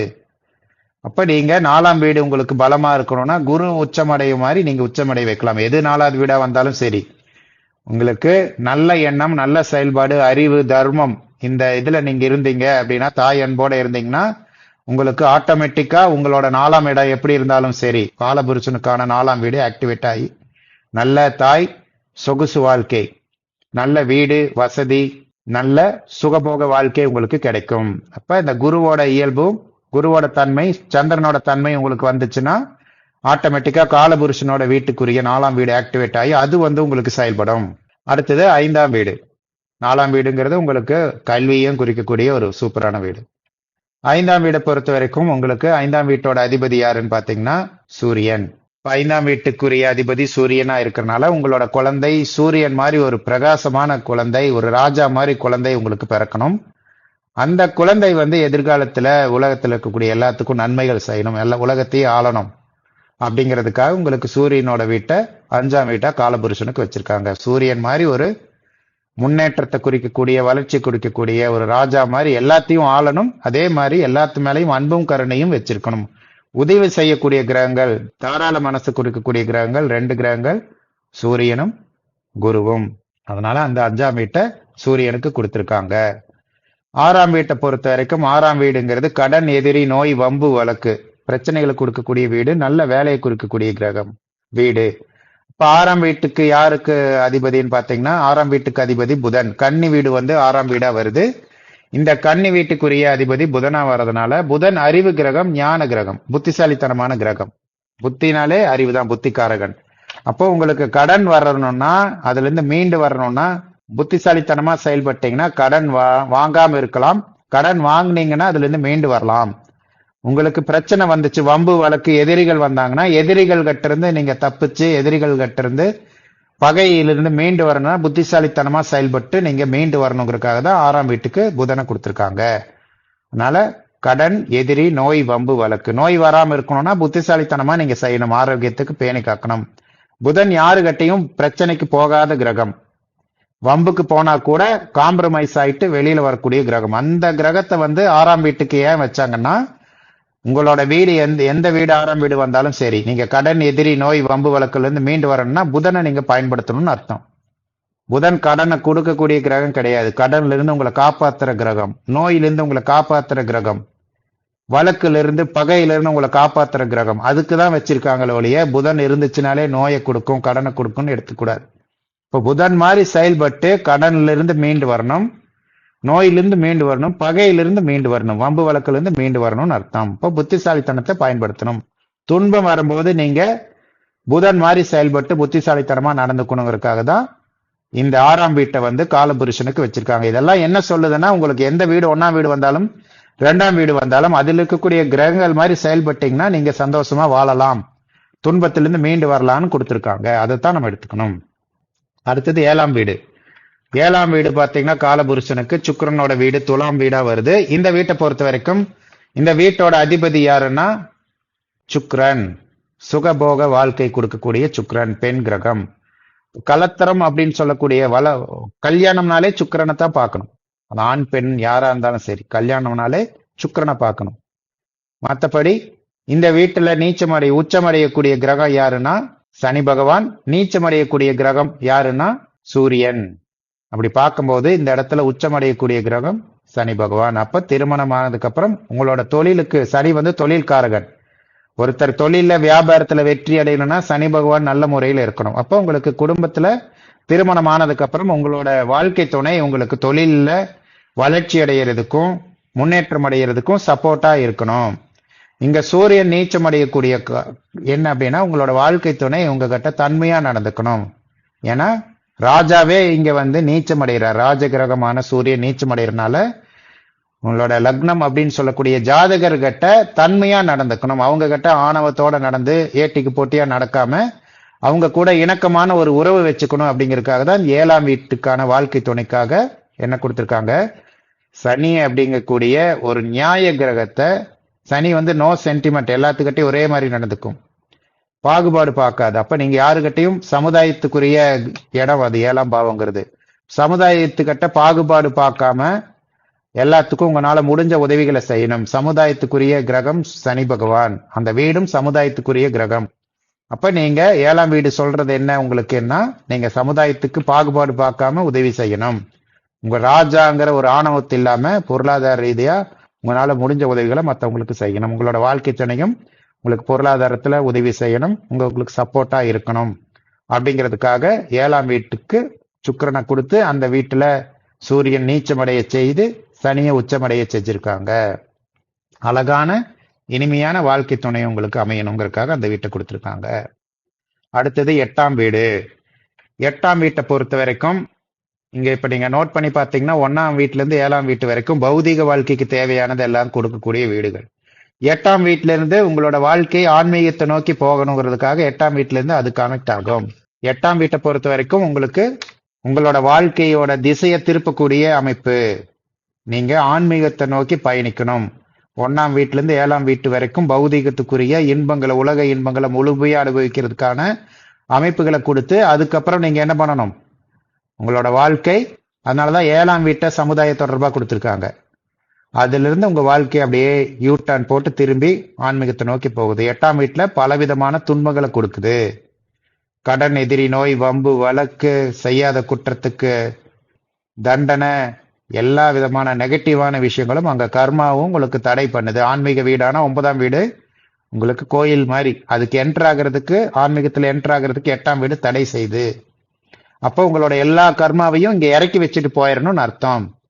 எப்படி சபரிமலைக்கு மாலை போடும்போது அந்த கடைசி படிக்கட்டுல அந்த இருமுடியை வந்து அவுத்து வச்சுட்டு உள்ள போவாங்கல்ல, அதாவது உங்களோட பாவ புண்ணியங்களை. பெருமுடிங்கிறது வந்து உங்களோட முன்னோர்கள் செஞ்ச பாவ புண்ணியங்கள், சிறுமுடிங்கிறது நீங்க செஞ்ச பாவ புண்ணியங்கள். அப்ப அதை எல்லாத்தையும் இறக்கி வச்சுட்டு தான் இறைவனை அடையணுங்கிறதுக்காக தான் அந்த கடைசி படிக்கட்டுல எல்லாத்தையும் இறக்கி வச்சுட்டு சுவாமி தரிசனத்துக்கு போவாங்க. அந்த மாதிரி உங்களோட எல்லாத்தையும் இறக்கி வைக்கக்கூடிய வீடு 8ஆம் வீடு. அதனால இங்க டெஸ்ட் பண்ணும். 8ஆம் வீடு உங்களோட கர்மாவை கழிக்கக்கூடிய வீடு. அப்போ உங்களோட உள்ளுக்குள்ளக்கூடிய நெகட்டிவான எண்ணங்கள், நெகட்டிவான கர்மாக்களை போக்குறதுக்கான டெஸ்ட் இங்க நடக்கும். 8ஆம் அதிபதி வரும்போது உங்களுக்குள்ள இருக்கக்கூடிய தீய எண்ணங்களை வெளிப்படுத்துறதுக்கான செயல்பாடுகள் வரும், அந்த சூழ்நிலை ஏற்படும். அதே மாதிரி கஷ்டங்கள் வரும். அதெல்லாம் இல்லைன்னா உங்களுக்கு இதே இல்லை, பிரச்சனையே இல்லை, கர்மா கிளீனா இருக்குன்னு அர்த்தம். அப்ப 8ஆம் வீடு எதை குறிக்குது அப்படின்னா உங்களோட பாவ புண்ணியங்களை ஏற்றியும் இறக்கி வச்சுட்டு, ஆசைகளை இறக்கி வச்சுக்கிட்டு, ஆன்மீகம் அப்படிங்கிற ஒரு உன்னதமான ஒரு வீட்டுக்கு நமக்கு என்டர் ஆகிறதுக்கு தேவையான விஷயங்களை ஈடுபடணும். பிரபஞ்ச ரகசியத்தை, இறை ரகசியங்களை, விஞ்ஞானத்தை எல்லாத்தையும் அறிஞ்சுக்கணும். அதுக்காக தான் 8ஆம் வீடுங்கிறது ரகசிய வீடு. உங்களுக்குள்ள இருக்கக்கூடிய நெகட்டிவான விஷயங்களை கழிச்சு, அதெல்லாம் அழிச்சதுக்கு அப்புறம் நீங்க ஆன்மீகத்துல ஈடுபட்டு உயர்ந்த நிலைமைக்கு போகணுங்கிறதுக்காக 8ஆம் வீட்டை வச்சிருக்காங்க. இந்த வீட்டுல சந்திரன் நீச்சம் அடைவார். இந்த வீட்டுல சந்திரன் நீச்சம் அடைவார். சந்திரன் நீச்சம் அடையும் போது மனம் சலனமாகும். மன சலனமாகி தவறான வழிகளை ஈடுபடுறதுக்கு உங்களை தூண்டும். அப்ப அதுல இருந்தெல்லாம் நீங்க தப்பிச்சு டைவர்ட் ஆகி ஆன்மீகத்துக்கு போகணும். அப்ப ஆன்மீக எண்ணத்தை நீங்க வளர்த்துக்கிட்டு நல்ல குருமார்களோட தொடர்போட நீங்க இதுல இருந்து மீண்டு 9ஆம் வீட்டுக்கு போகணுங்கிறது தான் இது வச்சிருக்கு. அப்ப இந்த வீட்டுல தசாபுத்தி நடத்தும் போது ஆன்மீக எண்ணங்களை அதிகமா வளர்த்துக்கணும். ஆன்மீக குருவோட வீடியோகள் பார்க்கறது, புக்குங்க படிக்கிறது, அதே மாதிரி இந்த ஜோதிடத்தை படிக்கிறது, பிரபஞ்ச விஷயங்களை, விஞ்ஞானத்தை தெரிஞ்சுக்கிறது, இது மாதிரி எல்லாம் போனீங்கன்னா 8ஆம் வீடு சம்பந்தப்பட்ட நெகட்டிவான எண்ணங்களும் நெகட்டிவான சூழ்நிலைகளும் உங்களை பாதிக்காது. ஓகே, இந்த வீட்டோட அதிபதி யாரு? செவ்வாய். அடுத்தது 9ஆம் வீடு. 9ஆம் வீட்டை பொறுத்த வரைக்கும் குரு அங்க மூல திரிகோண பலம் அடைகிறார். குருவோட ஆட்சி வீடு. இங்க வேற எந்த கிரகமும் உச்சம் நீச்சம் அதெல்லாம் அடையாது. இது குருவோட அதிகபட்ச பலமான வீடு. மூல திரிகோணம்னு சொல்லி ஒரு பவர்ஃபுல்லான ஒரு இடம் இது குருவுக்கு. அப்ப இங்க எதுக்காக குருவை வச்சிருக்காங்கன்னா, குரு ஞான கிரகம், குரு பொருளாதாரத்துக்குரிய கிரகம். அதனால இந்த இடத்துல பாத்தீங்கன்னா இந்த 8ஆம் வீட்டுக்கு வந்ததுக்கு அப்புறம் உங்களுக்கு ஞானத்தை கொடுத்து, நல்ல சிந்தனை தர்ம குணங்களை கொடுத்து, நல்ல குருவை கொடுத்து உங்களை வாழ்க்கையில அடுத்த கட்டத்துக்கு நகர்த்தி செல்லுது. 9ஆம் வீடுங்கிறது புனிதமான ஒரு வீடு. தனுசு வீட்டுல எந்த கிரகம் இருந்தாலும் அந்த கிரகம் கெடுதலை செய்யாது. அந்த மாதிரி ஒரு வீடு. எந்த பாவ கிரகம் இருந்தாலும் அந்த பாவ கிரகங்கள் பெரிதான கெட்டதை ஜாதகருக்கு கொடுக்காது. அதுக்காக தான் இந்த வீட்டை புனிதமான வீடுன்னு சொல்லுவாங்க. ஓகே, அப்போ உங்களுக்கு நல்ல குரு, நல்ல சிந்தனை, தர்மம். இப்போ 9ஆம் வீடுங்கிறது தந்தைக்குரிய வீடு. இப்ப தந்தை உங்களை வழி நடத்திட்டு குரு கிட்ட கொண்டு போய் சேர்த்து விட்டு குரு மூலியமா உங்க வாழ்க்கையில நல்லதெல்லாம் நடக்கணுங்கிறதுக்காக இந்த வீட்டை கொடுத்துருக்காங்க. அடுத்தது 10ஆம் வீடை பொறுத்த வரைக்கும் சனி பகவானோட வீடு. இந்த இடத்துல செவ்வாய் உச்சம் அடைவார். இந்த இடத்துல செவ்வாய் உச்சம், குரு நீச்சம். இப்ப இந்த இடத்துல செவ்வாய் உச்சம் அடைகிறதுனால உங்களுக்கு பொருளாதார ரீதியா நிறைய பிரச்சனைகள், தடை, தாமதம் எல்லாத்தையும் நீங்க சந்திக்க வேண்டியதா இருக்கும். இது வீடு சனி பகவானோட வீடு. சனி தான் இந்த வீட்டுக்கான ஓனர். அப்ப சனி செவ்வாய். சனி தொழில்காரகன், செவ்வாய் இயக்கத்துக்கான செயலுக்கான காரகன். இப்ப இந்த இடத்த எதுக்கு கொடுத்திருக்காங்க? நீங்க சனி பகவான் மாதிரி பொருளாதார ரீதியா நல்ல ஒரு சமநிலையில இருக்கணும். சனி பகவான் பாரபட்சம் பார்க்காம இருக்கக்கூடிய, சமுதாயத்துல எல்லாத்துக்கும் நல்லது பண்ணக்கூடிய கிரகம். அந்த மாதிரி நீங்க உங்களோட பணம் சம்பாதிக்கக்கூடிய எண்ணம் உங்களுக்கு மட்டும் இல்லாம சமுதாயத்துக்கும் போய் சேரணும் அப்படிங்கிற எண்ணத்தோட தடை, தாமதம், போராட்டம், பிரச்சனைகள் எல்லாத்தையும் ஃபேஸ் பண்றதுக்கான ஒரு தைரியத்தை கொடுக்கக்கூடிய கிரகம் செவ்வாய் அங்க உச்சம் அடைகிறதுனால இந்த சனி செவ்வாய் காம்பினேஷனோட நீங்க வெற்றிகரமா நடந்து வாழணும் அப்படிங்கிறதுக்காக இந்த வீட்டை கொடுத்துருக்காங்க. அடுத்த வீடு பாத்தீங்கன்னா சனி பகவானோட வீடு தான், கும்பம். இது கர்மஸ்தானம், ஜீவனஸ்தானம் சொல்லுவாங்க 10ஆம் வீட்டை. 11வது வீடு லாபஸ்தானம். அப்ப 11வது வீட்டு லாபஸ்தானமா, அபிலாசைகள் ஸ்தானமா கொடுத்து அதுக்கு அதிபதியா சனியை ஏன் கொடுத்திருக்காங்கன்னா, உங்களோட ஆசை, உங்களோட நோக்கம், உங்களோட லட்சியம் எல்லாமே சமுதாயத்துக்காக பயன்படுற மாதிரி இருக்கணும் ஒழிய உங்களுக்கு மட்டும் பயன்படுற மாதிரி நீங்க எண்ணத்தோட இருந்தீங்கன்னா 11வது வீடு செயல்படாது. சனி பகவான் தண்டனை கொடுப்பார். உங்களுக்கு எந்த வீடு 11வது வீடா இருந்தாலும் சரி, உங்க சுயநலத்துக்காக லாபம் சம்பாதிக்கணும்னு நினைச்சீங்கன்னா சனி பகவான் ஆப்பு வைப்பார், தண்டனை கொடுப்பார். அதே மாதிரிதான் 10ஆம் வீடு. உங்களுக்கு தொழில் சம்பாதிக்கணும், வருமானம் வர்றதுக்குரிய வழியில உங்களுக்கு மட்டுமே வருமானம் வரணும்னு நினைச்சு நீங்க வாழ்ந்தீங்கன்னா ஒரு குறிப்பிட்ட காலகட்டத்துல சனி பகவான் பனிஷ்மெண்ட் கொடுப்பார். கர்மா அதுக்காக தான் அந்த இடத்துக்கு கொடுத்துருக்காங்க, சனியை வச்சிருக்காங்க, லாபத்துக்கும் தொழில் ஸ்தானத்துக்கும். அப்ப 11வது வீட்டை பொறுத்த வரைக்கும் உங்களோட லாபம், உங்களோட சிந்தனை, உங்களோட முன்னேற்றம், உங்களோட லட்சியம் எல்லாத்துக்கும் 11வது வீடு காரணம். உங்களோட ஆசைகளை நிறைவேற்றி கொடுக்கக்கூடிய வீடும் 11வது வீடு. நியாயமான ஆசைகள், உங்களோட குடும்பமும் நல்லா இருக்கணும், மற்றவங்க குடும்பமும் நல்லா இருக்கணுங்கிற எண்ணம் இருந்தீங்கன்னா சனி பகவான் உங்க கூட இருந்து உங்களை டெவலப் பண்ணி விடுவார். அதுதான் அங்க பாயிண்ட். ஓகேவா? இந்த 11வது வீட்டுல எந்த கிரகமும் உச்சவும் கிடையாது, நீச்சவும் கிடையாது. சனி பகவானோட மூல திரிகோண வீடு, சனி பகவான் அதீத பலத்தோட இருக்கக்கூடிய வீடு கும்பம். இப்போ உங்களோட எண்ணம், உங்களோட ஆசைகள், உங்களோட லட்சியங்கள், உங்களோட லாபம் எல்லாமே உங்களுக்கும் கிடைக்கணும். அது நியாயமானதா இருக்கணும், நியாயமான லாபத்தை நோக்கி இருக்கணும், நியாயமான ஆசையா இருக்கணும், சமுதாயத்துக்கு பயன் தரக்கூடிய வகையில நீங்க செயல்படும். இதுதான் உங்களுக்கு உணர்த்துது. கடைசியா 12ஆம் வீடு. 12ஆம் வீட்டை பொறுத்த வரைக்கும் அங்க வந்து குரு பகவான் வந்து அந்த வீட்டுக்கான அதிபதி, ஓனர். அந்த வீட்டுல வந்து உச்சமடையக்கூடிய கிரகம் சுக்கிரன், நீச்சமடையக்கூடிய கிரகம் வந்து புதன்.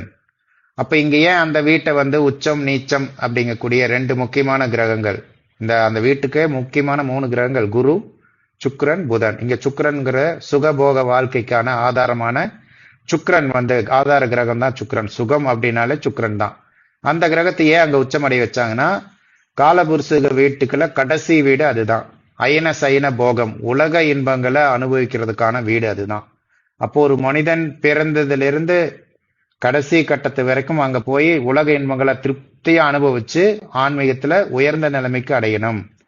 அப்ப அதுக்கு செக் வைக்குது. இதெல்லாம் கொடுத்ததுக்கு அப்புறம் வந்து, அதாவது 9, 10, 11 டெஸ்ட் வைக்குது. இங்க நியாயமான மனிதரா இருக்காரா, சுயநலமான மனிதரா வாழ்றாங்களான்னு பார்த்துக்கிட்டு அந்த சோதனைகள் எல்லாம் கொடுக்குது. கொடுத்ததுக்கு அப்புறம் வந்து கடைசியில மறுபடியும் ஆசை காட்டுறதுக்கு சுக்கிரனை உச்சமடை வைக்குது. மறுபடியும் உங்களுக்கு உலக இன்பங்களை ஆசைகளை தூண்டி விட்டு அதுல மறுபடியும் நீங்க போறீங்களா இல்லையான்னு பாக்குறதுக்கு தான் அங்க சுக்கிரனை உச்சமா வச்சிருக்கு. இப்போ அதுல ஈடுபாடு வந்து மறுபடியும் உலக இன்பங்களை நீங்க அனுபவிக்கணும்னு பேராசைப்பட்டுக்கிட்டு இருந்தீங்கன்னா மறுபடியும் உங்களுக்கு பிறவி வருது. மறுபடியும் நீங்க மேச லக்னத்துல பிறந்து ஒவ்வொரு லக்னமா கிராஸ் பண்ணி உங்களோட பிறவி டிராவல் ஆயிட்டு போகும். இப்போ மீன லக்னத்துல பிறக்கிறவங்களுக்கு அது ஒரு கிஃப்ட். உங்களோட வாழ்க்கையில கடைசி பகுதியில் இருக்கீங்கன்னு அர்த்தம். உங்களோட பிறவியில கடைசி பிறவியில இருக்கீங்க. மறுபடியும் சுயநலமா வாழ்ந்தீங்கன்னா மறுபடியும் மேச லக்னத்துல பிறந்து மறுபடியும் ரிஷப லக்னத்துல பிறந்து ஒவ்வொரு லக்னத்துல பிறந்து மறுபடியும் டிராவல் பண்ணிட்டு வருவீங்க. அப்ப மீன லக்னத்துல பிறந்தவங்களுக்கு ஒரு பெரிய கிஃப்ட். பெருசா ஆசை பாசம்லாம் இல்லாம சமநிலையில வாழ்ந்து ஆன்மீகத்துல தீவிரமா போனீங்கன்னா நீங்க ஞானம் அடையலாம். அதுக்கு தான் மீன லக்னம். அதனாலதான் புத்தி தான் வந்து உங்களை ஞானம் அடைய விடாம தடுக்கும். ஏன்னா மனம் தான் வந்து என்ன பண்ணுங்க, ஞானத்தை நோக்கி போகாம சுயநல வாழ்க்கை, பௌதிக வாழ்க்கையில ஈடுபட செய்யும். அதனாலதான் கோயில்கள்ல நந்தி முன்னாடி வச்சிருப்பாங்க. நந்தினா மனம். சிவனை பாக்குறதுக்கு முன்னாடி நந்தியை பார்த்துட்டு போவோம். அப்ப நந்திய மனத்தை கடந்ததுக்கு அப்புறம் தான் நம்ம இறைவனை அடைய முடியும். புரியுதுங்களா? சிவன் வந்து உள்ள இருப்பார், நந்தி வந்து முன்னாடி வாசல்ல இருக்கும். ஏன் நந்தி மாதிரி முன்னாடி நிக்கிறேங்கன்னா, நந்திங்கிற மனம், உங்க மனம் தான் இறைவன் அடையாம உங்களை தடுக்குது. அதுக்கான இதுதான் இங்க வச்சிருக்காங்க. அப்ப நந்தின்னு சொல்லக்கூடிய கிரகம் புதன். புதன் தான் பௌதிக வாழ்க்கைக்கு தூண்டி விடக்கூடிய கிரகம். அப்ப புதனை அங்க வந்து நீச்சமடை வச்சிருக்காங்க. அப்போ உங்களோட மனதை நீச்சமடை வச்சு மனம் சலனப்படாம இருந்தீங்கன்னா சுக்கிரன் வந்து உங்களை தூண்டி விடும். உலக இன்பங்களை அனுபவிக்கிறதுக்கு 12ஆம் இடத்துல தூண்டும். அப்ப அந்த தூண்டுதலை நீங்க தப்பிக்கணுங்கிறதுக்காக புதனை நீச்சமடை வச்சு நீங்க அந்த சுகபோக வாழ்க்கையில ஈடுபடாம ஞான நிலை அடைஞ்சு முக்தி அடையணுங்கிறதுக்காக மீன வீட்டை கொடுத்திருக்காங்க. இதுதான் வந்து காலபுருஷ தத்துவம் நமக்கு கொடுக்கக்கூடிய ஒரு வாழ்க்கை பாடம். இந்த ஒவ்வொரு வீட்டில் இருக்கக்கூடிய கிரகங்களை பேஸ் பண்ணி நம்ம வாழ்ந்தோம்னா இயற்கையோட இணைஞ்சு வாழ்வீங்க. கிரகங்கள் உங்க கூட இருந்து உங்களை வழி நடத்தி நல்ல ஒரு சூப்பரான வாழ்க்கையை கொடுக்கும். இதுதான் அடிப்படை. இது தெரியாம யாரும் இருக்கக்கூடாது. புரியுதுங்களா? ஓகே. இப்போ நம்ம இதுல யாராவதுக்கு ஏதாவது டவுட் இருக்கா? சரி, அடுத்த பாயிண்ட்டுக்கு போலாம். ஐயா வணக்கம் ஐயா, ரமேஷ் பேசுறேன் சென்னையில இருந்து. ஒரே நிமிஷம் வெயிட் பண்ணுங்க. சொல்லுங்க சார். ஐயா இப்போ ஒரு கட்டத்திலயும் வந்து ஒரு கிரகம் உச்சம் இருக்கு நீச்சம் இருக்குன்னு சொல்றீங்களா, அதெல்லாம் டேபிளர் காலம்ல இருக்கா ஐயா? எங்கேயுமே நான் ஸ்லைட் அதுதான் இப்ப பார்க்க போறோம். அடுத்தது இப்போ என்னுடைய லக்னாதிபதி ஒருவேளை விருச்சிகத்துல இருந்ததுன்னா அப்போ என்னுடைய 11வது கட்டம் வந்து வேற ஒரு ராசிக்குள்ள வருது இல்லையா? அப்போ இப்போ வரைக்கும் நம்ம கால புருஷ தத்துவ படிதான் பாத்துட்டு இருக்கோம். சோ இப்போ அந்த லக்னாதிபதி பார்க்கும்போது என்னுடைய 11ஆம் வீடு வந்து ஒரு ராசி வருது இல்லையா? அப்போ அதுதான் நம்ம டேபிள் கார்ல வச்சு நம்ம பார்க்கணும் இல்லையா? இல்ல, இதெல்லாம் அடிப்படைங்க. நீங்க சொல்றதெல்லாம் தெரிஞ்சுக்கணும்னா டைம் ஆகும். லக்னாதிபதி எங்க இருந்தா என்ன மாதிரி செயல்படுவாரு அப்படிங்கறதெல்லாம் நமக்கு இப்போதைக்கு தேவையில்லை. அதெல்லாம் ஜோதிட அடிப்படை வகுப்பு ஒரு 3 மாசம் படிச்சீங்கன்னா தான் உங்களுக்கு புரியும் அதெல்லாம். சரிங்களா? அந்த பலன் பாக்குறதுங்கிறதுலாம் ஒரு வருஷம் நீங்க ஃபுல்லா ரெகுலரா கிளாஸ் அட்டன் பண்ணிட்டு வந்தீங்கன்னா தான் பலன் பாக்குறதெல்லாம் வரவே முடியும். மற்றபடி அந்த சூட்சும வகுப்புல உங்களுக்கு பொதுவா ஒரு லக்னம் மேச லக்னம்னா மேச லக்னத்துக்கு இதெல்லாம் பாசிட்டிவ், இதெல்லாம் நெகட்டிவ், எப்படி ஜாக்கிரதையா இருக்கணும், எதை பயன்படுத்தணும் அப்படிங்கறதெல்லாம் வந்து பேசிக்கான நிறைய சொல்லுவோம். வெறும் லக்னத்தை பேஸ் பண்ணி அதுக்கப்புறம் உங்களோட யோகி, அவயோகி, கரணம், திதி, அது இது நிறைய இருக்கு. அதெல்லாம் வந்து மனப்பாடம் பண்ண வேண்டியதெல்லாம் இல்லை. ஜாலியா அது பார்த்தானாலே போதும். மனப்பாடம் பண்ணாம ஈஸியா அதை வச்சு நம்ம பலன் எடுத்துக்கலாம். மற்றபடி உங்களுக்கு அந்த கிரகங்கள் எந்தெந்த கிரகங்கள் எந்தெந்த வீட்டுல இருக்கு அப்படிங்கறதெல்லாம் வச்சு பலன் சொல்றதுக்கு 1 வருடம் ஆகும். மினிமம் ஒரு 3 மாசமாவது நீங்க படிச்சீங்கன்னா, கண்டினியூவா படிச்சாதான் அதெல்லாம் வரும். அதனால அது மாதிரி எல்லாம் யாருனாலையும் படிக்க முடியாது, டைம் இருக்காதுங்கிறதுக்காக தான் அந்த சூட்சும பயிற்சின்னு சொல்லி எளிய முறையை டிசைன் பண்ணியிருக்கோம். அதுல வந்து நீங்க லக்னம் மட்டும் தெரிஞ்சா போதும். ராசி, லக்னம், லக்னாதிபதி, அவ்வளவுதான். அந்த எந்தெந்த வீடு எந்தெந்த ராசி அப்படின்னு தெரிஞ்சா போதும். ரொம்ப ஈஸி. அதை வச்சு நீங்க ஓரளவுக்கு நீங்க வாழ்க்கை சம்பவங்களை வந்து நீங்க இது பண்ணிக்கலாம், ப்ரெடிக்ட் பண்ணி. சரி, ஓகே. இப்ப வந்து ஒவ்வொரு இதுல உச்ச கிரகங்கள், நீச்ச கிரகங்கள், அதை பத்தி நம்ம பார்க்கலாம். மியூட் பண்ணிக்கோங்க. இப்போ ஒவ்வொரு வீட்டுல எந்த கிரகம் உச்சமடையுது, நீச்சமடையுது அப்படிங்கிறது பார்க்கலாம். எல்லாரும் மியூட் பண்ணிக்கோங்க தயவு செய்து. இப்போ முதல்ல மேச ராசி. மேச ராசியில வந்து சூரிய பகவான் உச்சமடைவார். எந்த வீடு வந்து ஒரு கிரகத்துக்கு உச்ச வீடு அப்படின்னு பாக்குறோம். அப்ப மேசத்துல சூரியன் இருக்கும்போது அவரு உச்சமடைவார், பலமா செயல்படுவார். இதுக்கெல்லாம் ஒரு டிகிரி எல்லாம் இருக்கு, அது பின்னாடி தான் நம்ம பார்க்க முடியும். உயர்நிலை வகுப்புல தான் அதெல்லாம் வரும். ஒவ்வொரு குறிப்பிட்ட 30 டிகிரி இருக்கும் ஒரு ராசி கட்டத்துல. அதுல ஒரு குறிப்பிட்ட டிகிரி வரைக்கும் தான் அந்த கிரகம் உச்சமா இருக்கும். அந்த வகையில சூரியன் வந்து மேச ராசியில உச்சமடைவார். அடுத்தது ரிஷப ராசியில வந்து சந்திரன் உச்சமடைவார். இங்க வந்து உச்ச வீடு, அங்க பலமா இருப்பார். அப்ப இந்த இடம்ங்கிறது சித்திர மாசத்துக்கு குறிக்கக்கூடிய இடம்.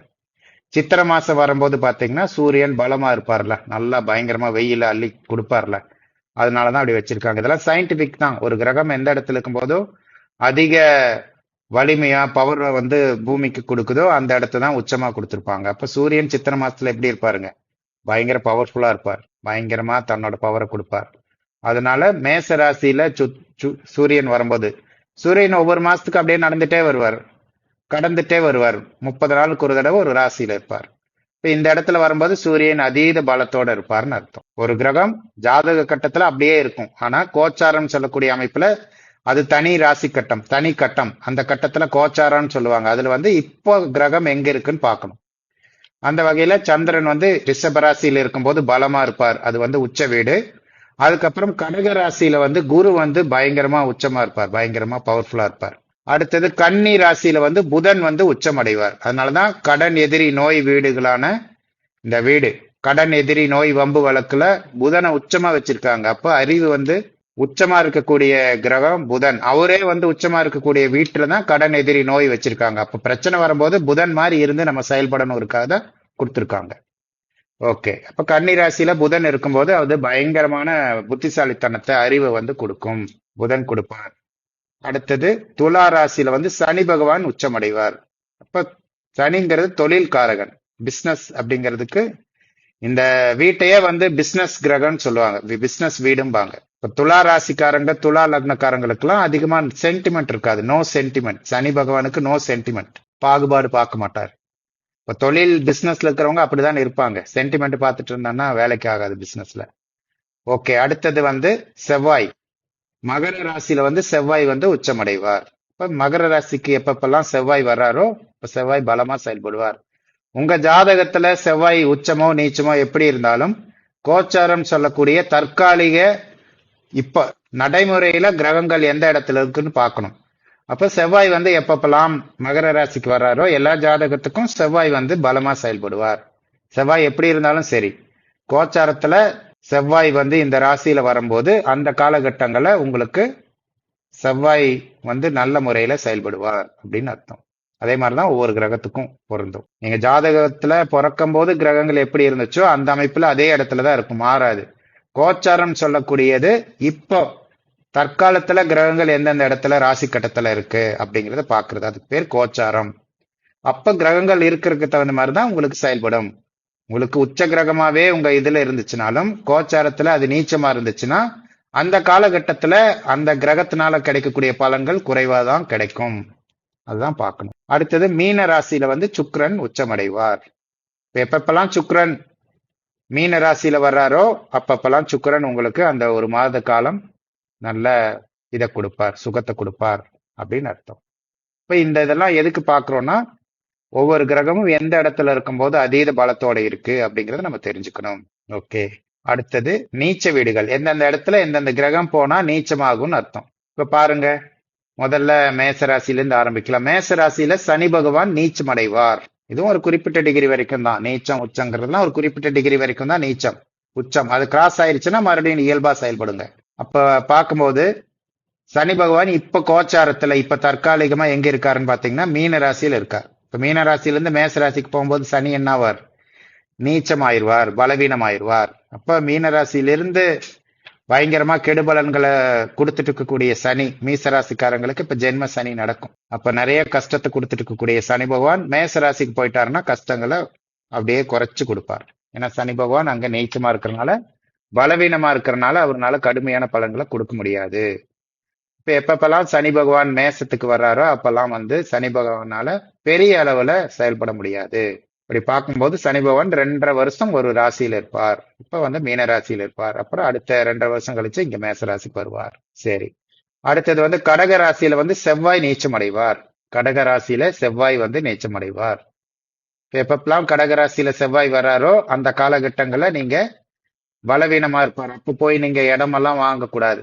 செவ்வாய் இடக்காரகன், இடம் வீட்டுக்கெல்லாம் காரகன், செயல்காரகன். அப்ப அந்த சமயத்துல பூமி சம்பந்தப்பட்ட வேலைகள்லாம் செய்யக்கூடாது. கோச்சாரத்துல செவ்வாய் கடகராசியில வரும்போது உங்களுக்கு செவ்வாய் பலவீனமா இருப்பார். அந்த சமயத்துல போய் நீங்க அந்த வேலை இந்த வேலையெல்லாம் செய்யக்கூடாது. பூமி சம்பந்தப்பட்ட வேலை செஞ்சீங்கன்னா அது நஷ்டத்தை கொடுக்கும். ஒரு கிரகம் நீச்சமா இருக்கும்போது அந்த அந்த கிரகத்துக்குரிய வேலையை செஞ்சீங்கன்னா அது உங்களுக்கு அதிர்ஷ்டத்தை கொடுக்காம பலவீனத்தை கொடுக்கும். அதை தெரிஞ்சுக்கணும். அடுத்தது கன்னி ராசியில சுக்கிரன் நீச்சம் அடைவார். எப்பவுமே ஒரு கிரகம் எந்த இடத்துல உச்சமடையுதோ அதுக்கு ஆப்போசிட் 7வது இடத்துல நீச்சம் அடையும். அப்ப பொறுத்த வரைக்கும் இங்க சுக்கிரன் கன்னி ராசியில நீச்சம் அடைவார். கன்னி ராசியில சுக்கிரன் வரும்போது நீங்க ஒரு சுப நிகழ்ச்சிகள், அதாவது ஆடம்பர பொருட்கள் வாங்குறது, அந்த மாதிரி வாங்குறதெல்லாம் கூடாது.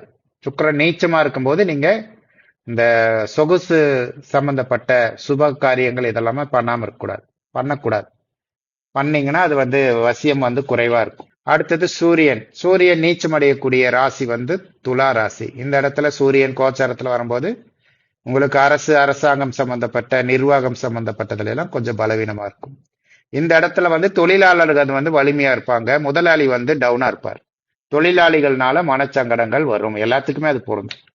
உங்களுக்கு சூரியன் ராசியில எப்படி இருந்தாலும் சரி, கோச்சாரத்துல சூரியன் இங்க வரும்போது நீச்சமாகும் போது என்ன ஆகும்னா அங்க சனி பகவான் சூரியனை பிடிச்சு டாமினேட் பண்ணுவார். அப்ப முதலாளிக்கு பிரச்சனை, நிர்வாகத்தில் இருக்கிறவங்களுக்கு பிரச்சனை, அரசாங்கத்துக்கு பிரச்சனை, அதிகார வர்க்கத்துக்கு பிரச்சனை அப்படின்னு அர்த்தம். சந்திரன் விருச்சிக ராசிக்கு வரும்போது சந்திரன் மனோகாரகன்.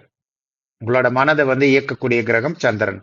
இப்ப இங்க விருச்சிக ராசியில சந்திரன் வரும்போது என்ன ஆகும்னா உங்க மனம் பலவீனமா இருக்கும். விருச்சிக ராசிக்காரங்களுக்கே பொதுவா மனம் அப்படிங்கிறது ஒரு குழப்பத்தன்மை வாய்ந்தவங்களா இருப்பாங்க. நிறைய நெகட்டிவ் எல்லாம் இருக்கு, அதை நான் சொல்ல விரும்பல. சரி, ஓகே. அப்ப இங்க விருச்சகத்துக்கு எப்பப்பெல்லாம் சந்திரன் வராரோ அப்பப்பெல்லாம் மனம் சஞ்சலம் அடையும். அப்ப அந்த 2.25 நாள் விருச்சகத்துல 2.25 நாள் இருப்பார். சந்திரனை பொறுத்த வரைக்கும் நல்ல விஷயம் என்னன்னா 2.25 நாள் தான் ஒரு ராசியில் இருப்பார். அது வரைக்கும் சந்தோஷம். ஏன்னா மனோகாரகன். அதனாலதான் நமக்கு மனசு மாறிக்கிட்டே இருக்கும். சந்திரன் 2.25 நாளுக்கு ஒரு தடவை சுத்திக்கிட்டே இருப்பார். அதனால மனம் சொல்றதை கேட்க கூடாதுன்னு அதுக்கு தான் சொல்றது. ஏன்னா மாறிக்கிட்டே இருக்கும். ஒவ்வொரு ராசியில போகும்போது நம்மளோட மனம், நம்மளோட சிந்தனை, நம்மளோட எண்ணம் எல்லாமே மாறும். எந்தெந்த ராசியில எந்தெந்த கிரகங்கள் கூட சந்திரன் சேர்ந்து இருக்காரோ அது சம்பந்தப்பட்ட எண்ணத்தை நமக்கு கொடுத்துக்கிட்டே இருப்பார்.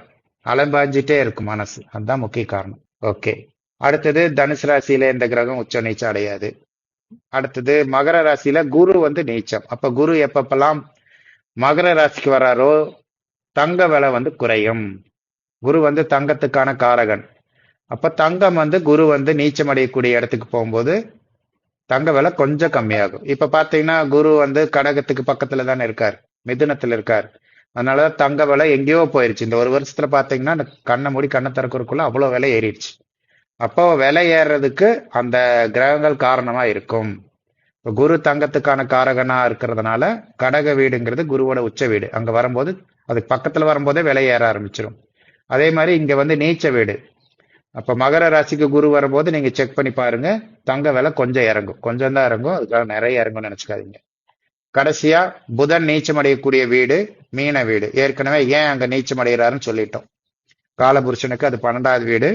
அங்க சுக்கிரன் உச்சம் அடைஞ்சு புதனை நீச்சம் அடைகிறதுக்கு நீங்க மனதை நியூட்ரலைஸ் பண்ணி புத்திய இறக்கி அறிவை வளர்த்தி ஞானத்தை அடையணுங்கிறதுக்காக அந்த இடத்த அப்படி கொடுத்துருக்காங்க. புதன் அங்க வரும்போது உங்களுக்கு ஓரளவுக்கு முக்கியமான முடிவுகள்லாம் எடுக்காம இருக்கணும். ஒரு மாதிரி நீச்ச எண்ணங்கள்லாம் வரும், தவறான எண்ணங்கள்லாம் வரும், நீச்ச வேலைகளை செய்யறதுக்கு தூண்டும். எந்தெந்த கிரகங்கள்லாம் நீச்ச வீட்டுல இருக்கோ அங்க நீச்சமா அது சம்பந்தப்பட்ட வேலைகளை, நீச்ச வேலைகளை, தவறான வேலைகளை செய்ய தூண்டும். ஓகே, இப்போ ஒவ்வொரு வீட்டுக்கும் பஞ்சபூதங்கள் தொடர்பு இருக்கு. அந்த இதுல பார்க்கும்போது மேச ராசி வந்து நெருப்பு ராசி, அந்த வீடு வந்து நெருப்பு தன்மை கொண்டது. மேச வீடுங்கிறது நெருப்பு தன்மை கொண்ட வீடு. அடுத்தது ரிஷப ராசிங்கிறது நிலத்தன்மை கொண்ட வீடு. இதெல்லாம் பின்னாடி உயர்நிலை வகுப்பு எல்லாம் வரும்போது அதெல்லாம் எப்படி கனெக்ட் பண்ணணும்னு சொல்லி கொடுப்போம். நீங்க வேலை செய்யறீங்க அப்படின்னா நீங்க வேலை செய்யக்கூடிய அந்த கிரகம் அதோட தொடர்பு கொள்ளும் போது அந்த சம்பந்தப்பட்ட வேலைக்கு நீங்க போவீங்க. உங்க ஜாதகத்துல இந்த மேச ராசியில ஒரு கிரகம் இருக்கு அப்படின்னா நீங்க வேலை செய்யக்கூடிய கிரகம், உங்க சுபத்துவமா ஒரு கிரகம் இருக்கு, 10ஆம் வீடா அது வருது அப்படின்னா நீங்க நெருப்பு சம்பந்தப்பட்ட இது, அந்த எந்த கிரகம் இருக்கோ அந்த கிரகத்தையும் அந்த நெருப்பையும் கனெக்ட் பண்ணி அந்த தொழில் செஞ்சீங்கன்னா சிறப்பா இருக்கும்னு அர்த்தம். அடுத்தது 2ஆம் வீடு வந்து நிலம். இந்த ராசிக்காரங்க, இந்த லக்னக்காரங்களுக்கெல்லாம் பாத்தீங்கன்னா இது 4ஆம் வீடா வருது அப்படின்னா, கும்ப ராசி, கும்ப லக்னம், இவங்களுக்கு 4ஆம் வீடா வந்து இது வரும். இப்ப இந்த இடத்து 4ஆம் வீடா வர்றவங்களுக்குலாம் இடம் வாங்கினாங்கன்னா அவங்களுக்கு அது நிலைச்சு இருக்கும். இந்த இடம் வந்து அவங்க கிட்ட எப்பவுமே அவங்களை விட்டு போகாது, அவங்க கூடயே இருக்கும். அந்த மாதிரி ஒரு அதிர்ஷ்டம் அவங்களுக்கு இருக்கும். இப்போ இது வந்து இந்த வீடு வந்து நில வீடு. அடுத்தது காற்று வீடு. காற்றுங்கிறது வேகமா செயல்படக்கூடிய வீடு, மாற்றத்தை கொடுக்கக்கூடிய வீடு. அப்ப காற்று சம்பந்தப்பட்ட தொழில்கள், வேகமா இயங்கக்கூடிய வேலைகள், டிராவல், சுத்திக்கிட்டே இருக்கிறது, அக்ரெசிவா இருக்கிறது, ஸ்போர்ட்ஸ், இதெல்லாம் பாத்தீங்கன்னா காற்றுங்கிறது தைரியம், நார்மலான மனிதரா இல்லாம அப்நார்மலா இருக்கிறது, ஒரு அக்ரெசிவா இருக்கிறது, தனித்தன்மையான ஒரு குணத்தை கொடுக்கக்கூடியது. அப்ப இந்த வீடுகள்லாம் வந்து தனித்தன்மையா உங்களை இயங்கக்கூடிய தைரியத்தை, வீரியத்தை, மாற்றத்தை, வேகமான செயல்பாடுகளை கொடுக்கக்கூடிய ஒரு வீடுகள். அடுத்தது நீர் வீடு. நீர் வீடுங்கிறது உங்களுக்கு பயணத்தை குறிக்கக்கூடிய வீடு, டிராவல், பயணம்னாலே நீர் தான். அப்ப மாற்றத்தை குறிக்கக்கூடிய வீடு, இதுவும் கூட இயங்கிட்டே இருக்கக்கூடிய வீடு. நீர் வீடா வரும்போது நீங்க நீர் சம்பந்தப்பட்ட தொழில்கள் செய்யும் போது உங்களுக்கு அது சிறப்பா இருக்கும். இந்த வீட்டுல ஒரு கிரகம் 10ஆம் அதிபதியாக வந்து 2, 6, 10க்கு அதிபதியா இருந்து நீங்க ஏதாவது வேலை செஞ்சீங்கன்னா அது நீர் சம்பந்தப்பட்ட, பயணம் சம்பந்தப்பட்ட, சந்திரன் வந்து உணவுக்காரகனும் கூட, உணவு சம்பந்தப்பட்ட தொழில்களுக்கெல்லாம் இந்த வீடு நல்லா இருக்கும்.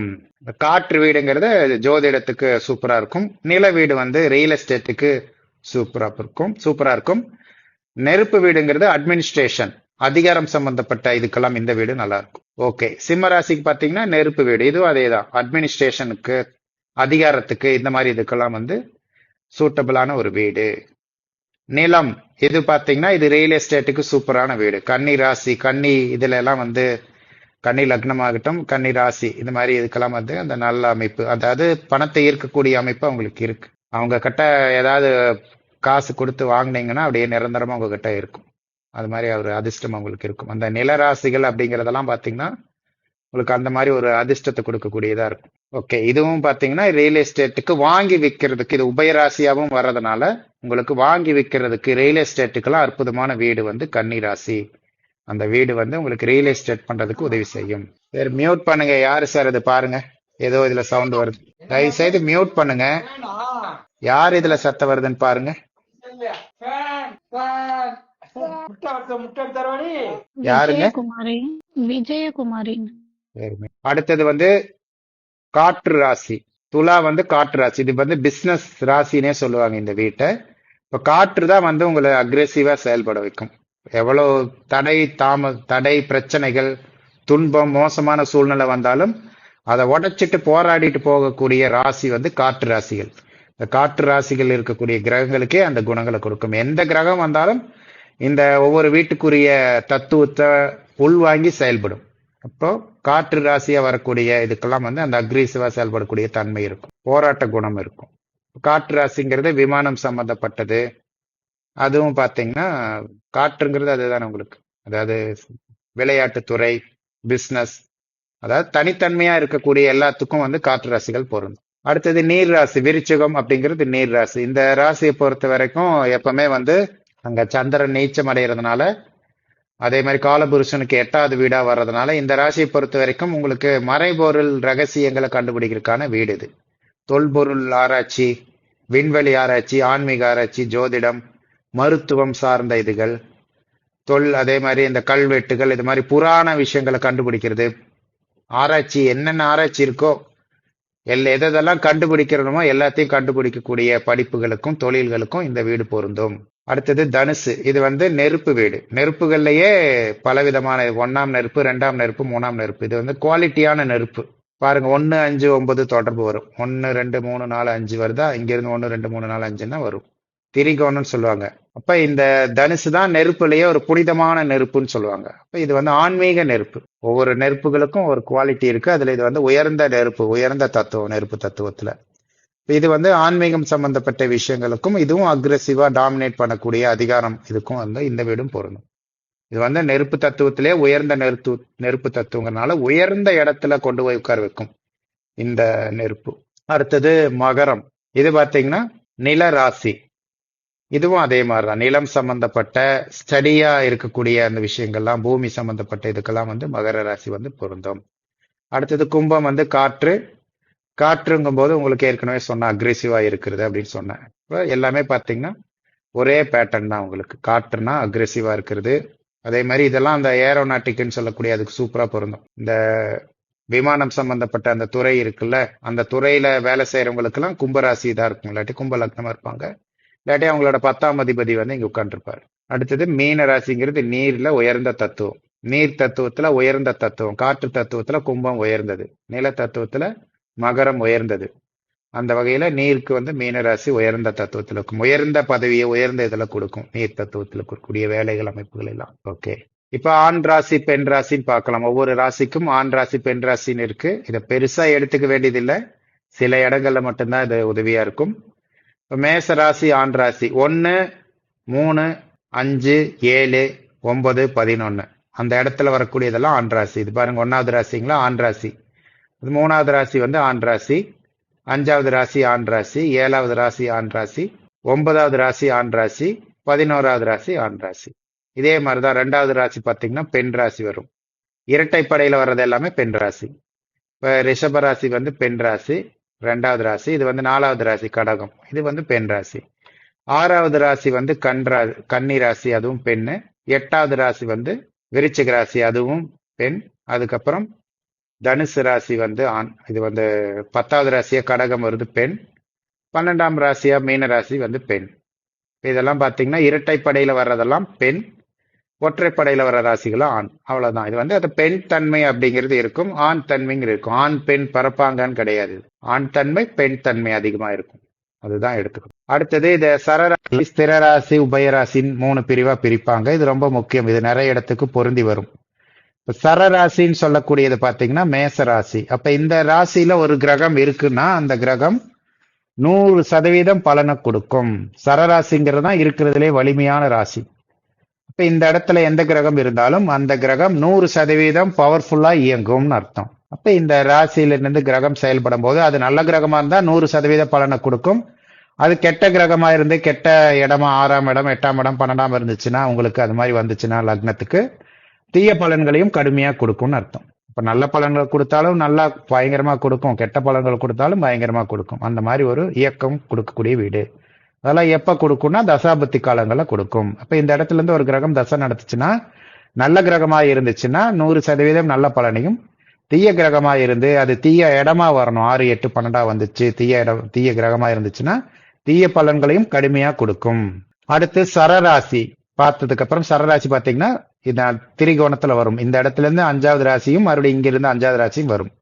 அப்படி பார்க்கும்போது மேச ராசியில இருந்து 5வது ராசியா வர்றது 4வது ராசியா வரும். 1, 2, 3, 4. அதாவது சரராசிங்கிறத பாத்தீங்கன்னா இந்த மேசம், கடகம், துலாம், அதுக்கப்புறம் மகரம், இந்த 4 ராசி வரும். இதுக்கு திரிகோணம் வராது, கேந்திரம் வரும். கேந்திரம் அப்படிங்கிறது 4வது வீடு. அப்ப இந்த ராசியிலிருந்து 4வது ராசி வந்து சரராசியா வரும். இங்க இருந்து 4வது ராசி சரராசி, இங்க இருந்து 4வது ராசி சரராசி. எண்ணி பாருங்க. 1, 2, 3, 4 சரராசி வந்துருச்சா? அப்ப இங்க இருந்து எண்ணலாம். 1, 2, 3, 4 சரராசி. இங்க இருந்து 1, 2, 3, 4 சரராசி. அப்போ சரராசியிலிருந்து எண்ணும் போது 4வது ராசியா சரராசியா வரும். அப்ப சரராசியில எல்லா கிரகங்களும் எப்படி இயங்கும்? பவர்ஃபுல்லா இயங்கும். இந்த சரராசிகளை தான் முக்கியமான கிரகங்கள்லாம் உச்சம் பெறும். இங்க வந்து சூரியன், கடகத்துல வந்து குரு, இங்க வந்து சனி, இங்க வந்து செவ்வாய். முக்கியமான 4 கிரகங்களும் இந்த இடத்துல தான் உச்சமடையுது.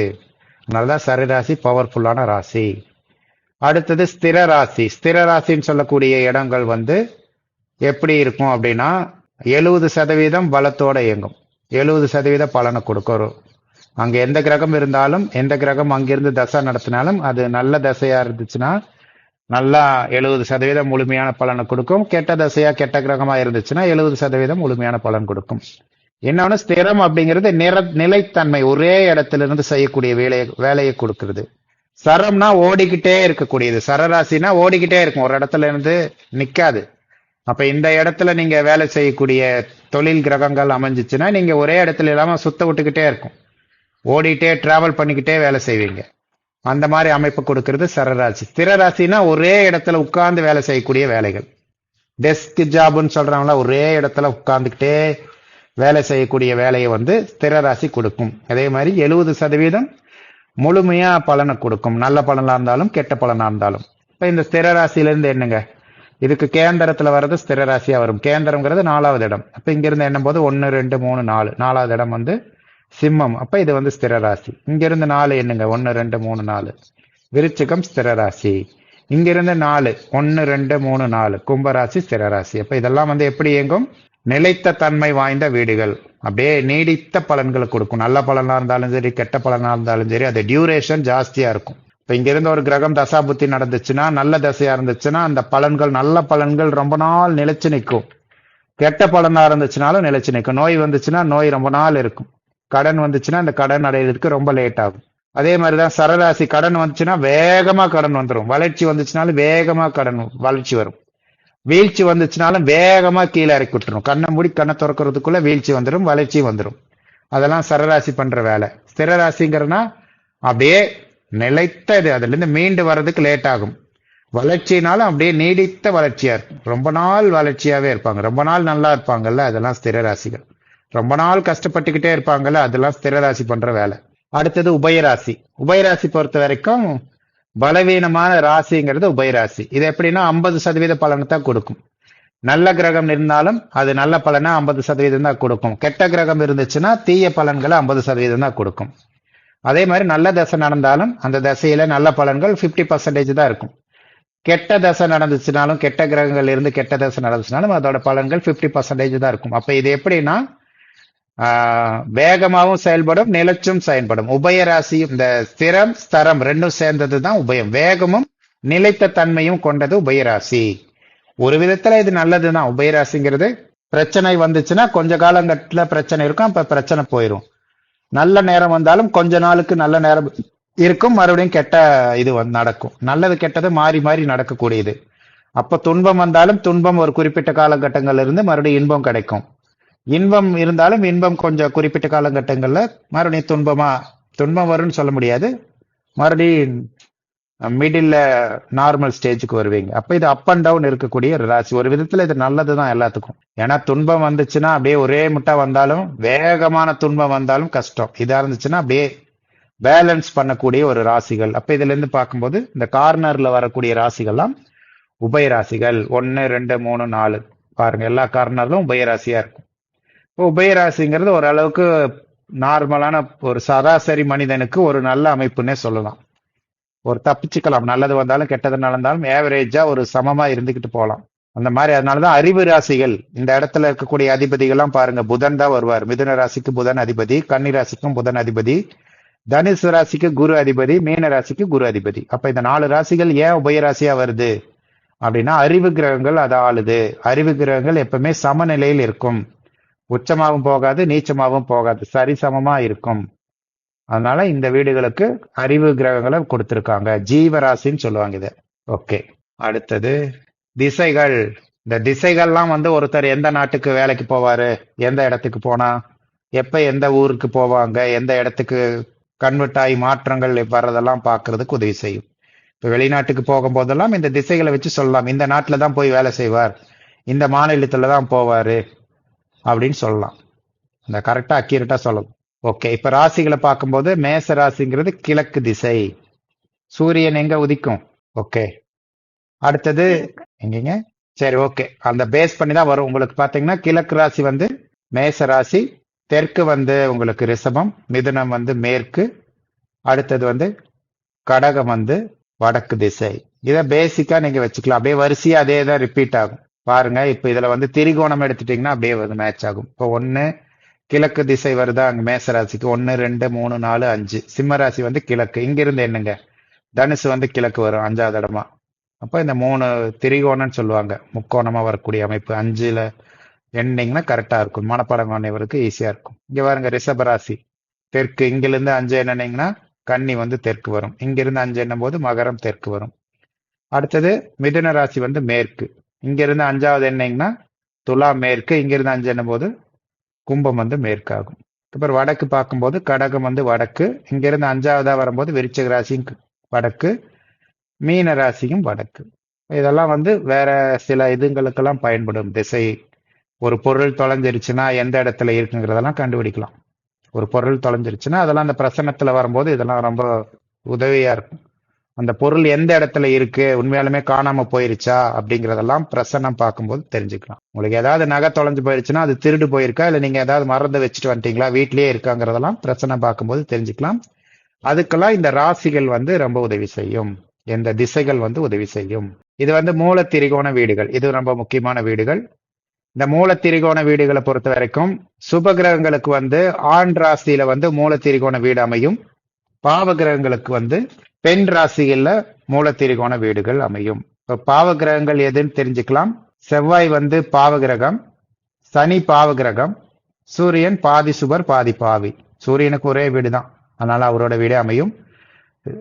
செவ்வாயை பொறுத்த வரைக்கும் அதோட மூல திரிகோண வீடுங்கிறது உச்ச வீடுன்னு பார்த்தீங்களா, அதே மாதிரி உச்சத்துக்கு கிட்டத்தட்ட ஈக்குவலான வீடு, 80% பலமான வீடுகள். அந்த வகையில பாவ கிரகமா இருக்கிறனால மேச ராசி வந்து செவ்வாய் கிரகத்துக்கு இதா வரும். ஆண் வீடுகள் தான் மூல திரிகோண வீடா வரும். ஒவ்வொரு கிரகத்துக்கும் ஆண் வீடு தான் மூல திரிகோண வீடா வரும். சரிங்களா? அப்ப மேச ராசி தான் செவ்வாயோட வீடுகளான விருச்சிகம், மேசத்துல மேசம்தான் ஆண் வீடுங்கிறதுனால அங்க வந்து அவருக்கு ஆண் வீடா வருது, மூல திரிகோண வீடா வருது. அப்ப அங்க பலமா இருக்கும் செவ்வாய்னு அர்த்தம். ரிஷபம் அப்படிங்கிறது சந்திரனோட வீடு. சந்திரன் தான் அவரோட வீட்டிலேயே மூல திரிகோணம் அடைய மாட்டார், அவரோட உச்ச வீடா மூல திரிகோண வீடா அமையும். இப்ப ரிஷபத்துல வந்து சந்திரன் மூல திரிகோணம் உச்சம் 2 பலத்தையும் அடைகிறார். சூரியனை பொறுத்த வரைக்கும் அவர் ஒரே வீடு தான், அவரோட வீட்டிலேயே வந்து மூல திரிகோணம் அடைகிறார். ஆட்சி மூல திரிகோணம் 2 பலமும் சூரியனுக்கு அங்க கிடைக்குது. புதனுக்கு பாத்தீங்கன்னா ஆட்சி உச்சம் மூல திரிகோணம் 3 பலமும் கன்னி ராசியில இருக்கும்போது கிடைக்குது. சுக்கிரனை பொறுத்த வரைக்கும் சுக்கிரனுக்கு இதுதான் ஆண் வீடு, இது வந்து பெண் வீடு, ரிஷபம் வந்து பெண் வீடு. அப்ப துலா ராசியில வந்து சுக்கிரன் வந்து மூல திரிகோண பலம். சுக்கிரன் 80% பலமா இருக்கக்கூடிய இடம் வந்து துலா ராசி. தனுசு ராசியை பொறுத்த வரைக்கும் இந்த இடத்துல வந்து குரு வந்து மூல திரிகோண பலம் அடைகிறார். மூல திரிகோணங்கிறது 80% பலமா இருக்கிறது.